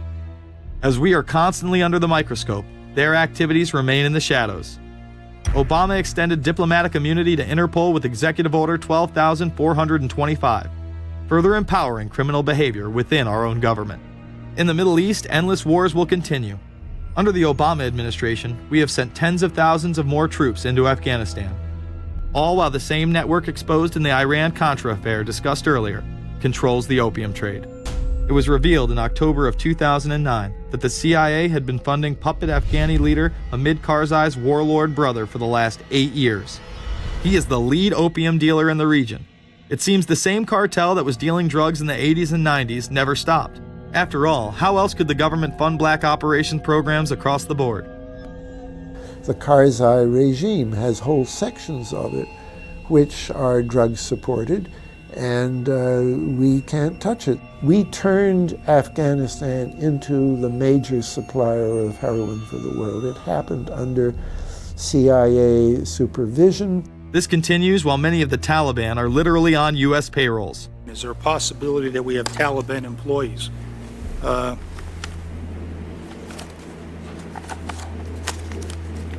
commander in the field, or I should say the COCOM commander, General Petraeus, has made it a conscious effort to, as part of his coin strategy, to hire local nationals. I can't talk in this forum, nor am I the qualified guy to talk about it, but there is no doubt in my mind, one day you're on one side of the ledger, the other day you may be on the other side of the ledger. Biometrics have been instituted in both Afghanistan and Iraq, where individuals are subject to fingerprint devices, iris scanners, and electronic databases to screen local residents as well as DNA tests. This includes anyone within the populace of a combat zone. Someone has to go out there with the biometric registration equipment, take your iris scans, take your scans and get you registered in the system like that. As scary and tyrannical as these systems seem to be, none may be as dangerous as the implantable RFID microchip. Through various pretenses, including terror, security, and entertainment, the chip has been promoted and integrated into society. In 2001, following the 9/11 terrorist attacks, the Jacobs family became the first family to be injected with microchips in front of a live television audience. We have a Florida family who are really pioneers in a brave new world. They have volunteered to be the first ever to have microchip identification devices implanted into their body. After 9/11, I was really concerned with the security of my family. In 2004, the FDA approved the use of RFID technology to be implanted into human beings. However, studies dating back to the 1990s show the implantable microchip has been linked to cancer in animals, but this has not slowed the agenda of control. In Barcelona, trendies get chips in order to receive VIP status at the exclusive Baja nightclub. A simple swipe of the arm gets them in without a line, and it pays for their drinks too. The Mexican government also chipped employees for security measures in 2004. We were interested today to hear that more than 100 law enforcement officials in Mexico are having microchips implanted in their arms. The chips allow a person to be scanned, sort of like a cereal box at the supermarket checkout. Mexico's Attorney General and 160 of his deputies have had microchips implanted in their arms. It is to provide access, said the Attorney General, to the right people in exclusive areas. Today, aside from being promoted as a device that can save your life by storing all of your medical information in it, it is being promoted as the next generation tool for video gaming. Sega developer Yu Suzuki plans on developing gaming technology using implantable RFIDs. He states, people that have some sort of chips in their bodies, to be able to keep track of vital signs, so it doesn't have to be a scary thing. But you could put a sensor here, you know, a bit like the Matrix, as he points to his arm. It's not really something only in the future. Some people already have them, chips in their bodies.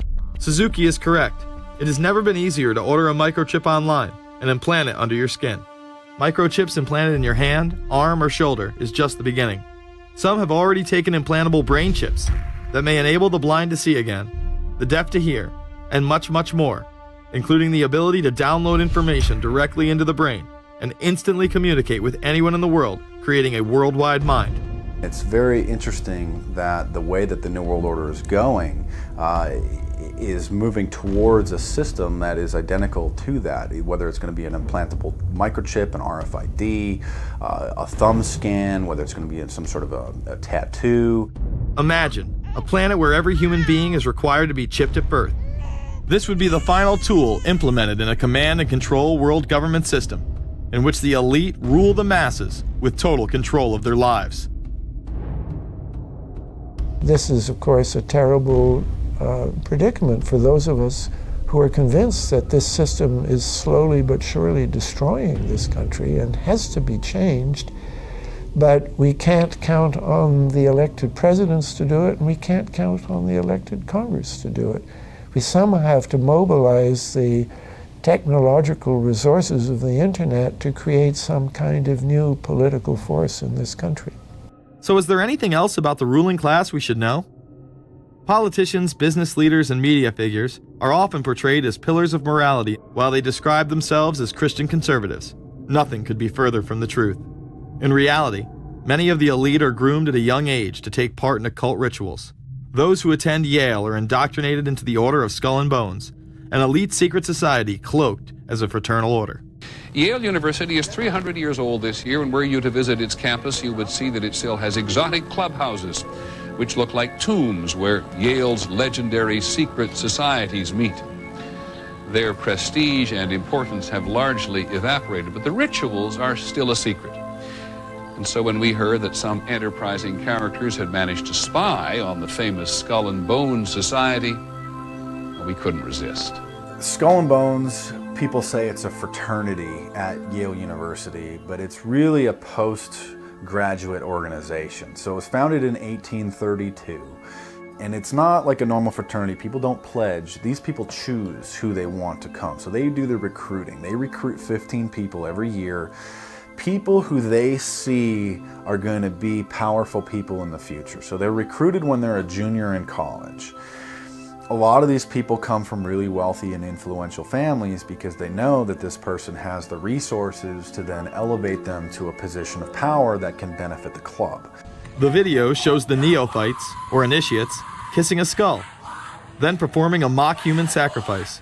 Horrific screams caught on tape include chants of, "The devil equals death, death equals the devil." True.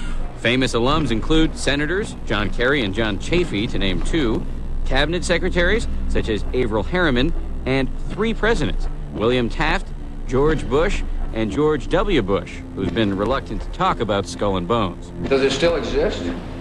The thing is so secret, I'm not even sure it still exists. Former Skull and Bones members and current members have been presidents, heads of the CIA, senators, heads of business. I mean, huge, huge corporations.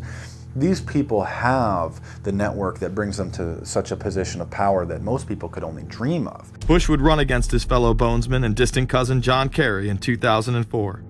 You both were members of Skull and Bones, a secret society at Yale. What does that tell us? Not much, because it's a secret. Is there a secret handshake? Is there a secret code? I wish there were something secret I could manifest. 322, a secret number? There are all kinds of secrets, Tim. You were both in Skull and Bones, the secret society. It's so secret we can't talk about it. What does that mean for America? The conspiracy theorists are going to go wild. I'm sure they are. I don't know. I haven't seen the web. Number 322? This is an elaborate, occult, ritualistic entry into this group that they are now a member of for life.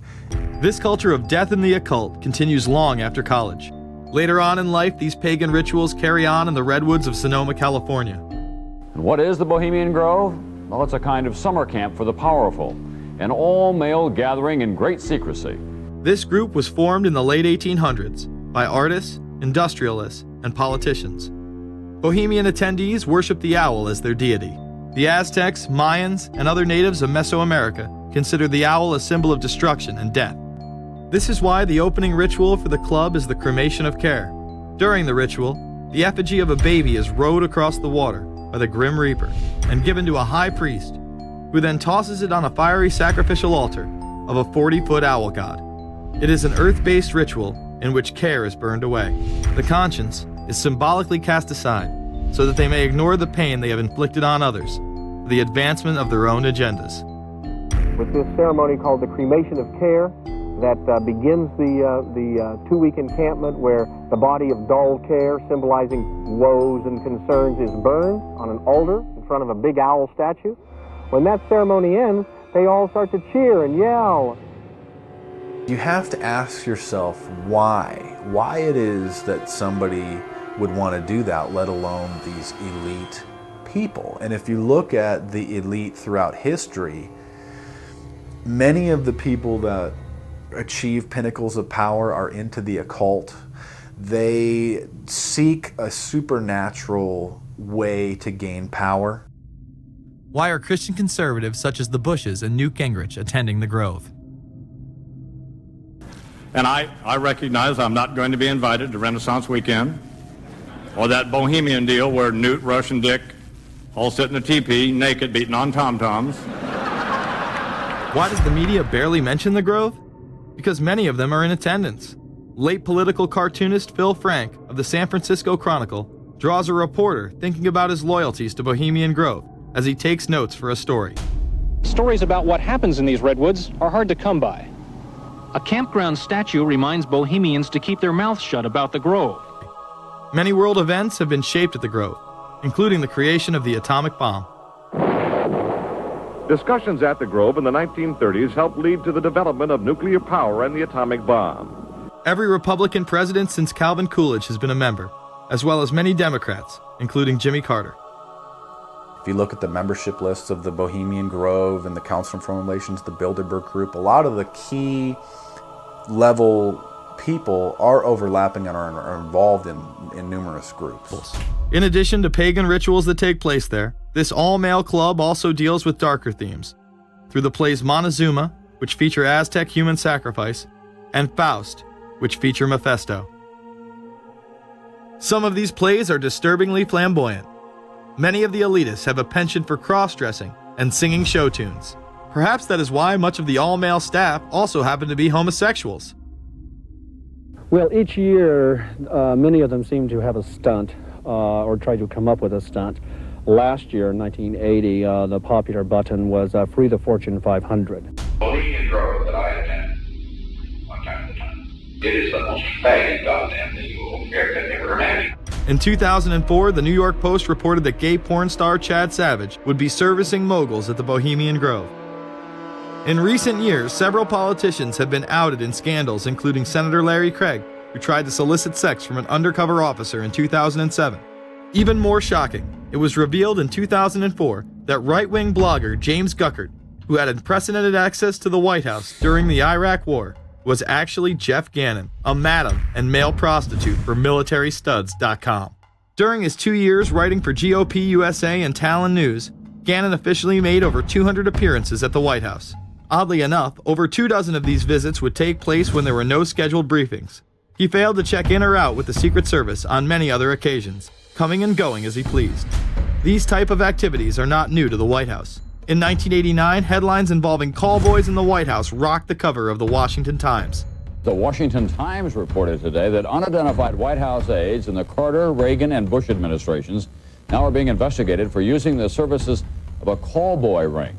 The paper reports that 2 of the male prostitutes were given a late-night tour of the White House last year. Hundreds of credit card receipts obtained by the Washington Times confirm that its clients were key officials of the Reagan and Bush administrations, military officers, congressional aides, and U.S. and foreign businessmen with close social ties to Washington's political elite. This ring extended beyond the White House and into Congressman Barney Frank's bedroom. Barney Frank, one of 2 openly homosexual members of Congress, acknowledged having used a male prostitute, whom he then hired as a personal employee. The man had keys to Frank's basement apartment on Capitol Hill. Frank paid him approximately $20,000 out of his own pocket to be his housekeeper and driver. But as first reported in today's Washington Times, the man was on probation for sex crimes and a drug conviction, and he ran a prostitution business out of Frank's home. Although Frank tried to claim ignorance, Stephen Goby, the prostitute in question, claimed that Frank was completely aware of what was going on and was even receiving free and discounted sexual services. The fix seemed to be in.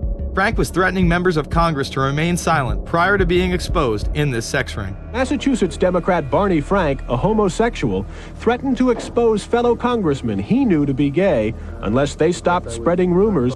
Questions stopped and Frank walked away with a slap on the wrist. Some members of the Ethics Committee were disgusted. Do we tolerate, do we condone a member of this body who knowingly permits a house of prostitution to be operated out of his residence? You have just heard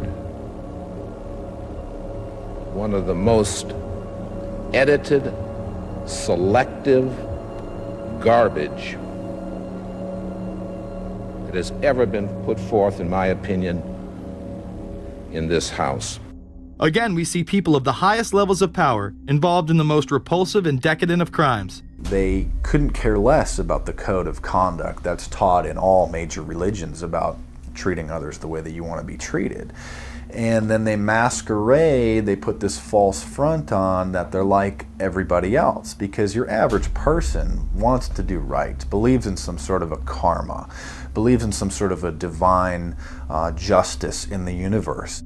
And so these people need to put on this front that they're like the average Joe in middle America, that they go to church every once in a while, and that they believe in an afterlife and a divine justice. And so they have to put on this front that they're like everybody else in order to get elected and to be accepted and to not have people look at them suspiciously, because if somebody goes around and openly admits that they were an atheist or that they were of some obscure religion, people aren't going to throw their support behind them as much, and they're not going to trust them as easily.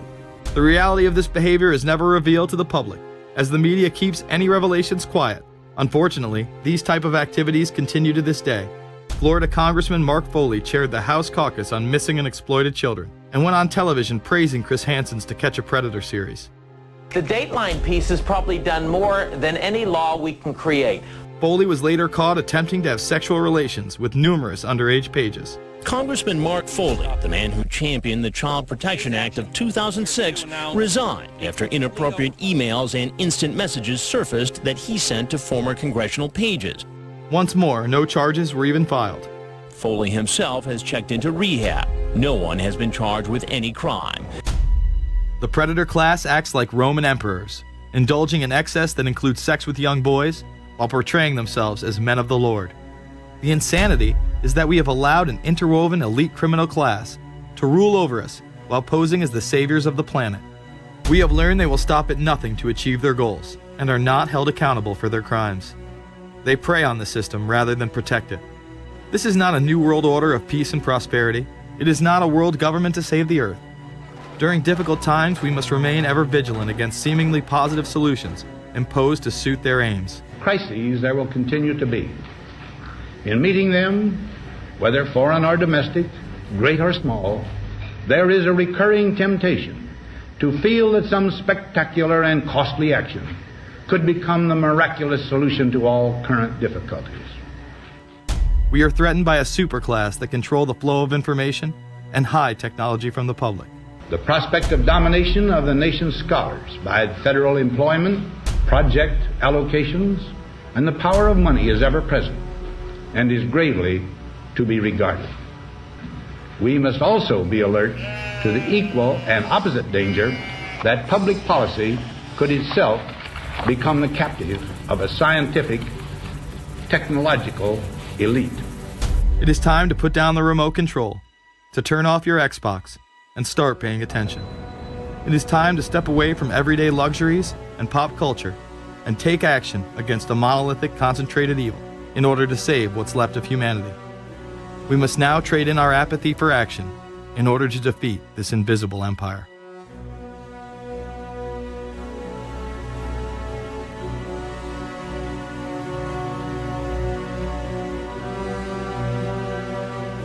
How set up are we to deal with this New World Order?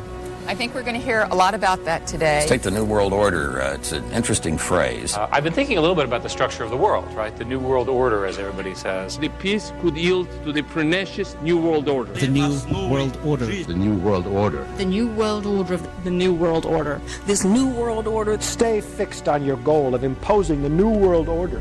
We kept talking about a New World Order. A New World Order.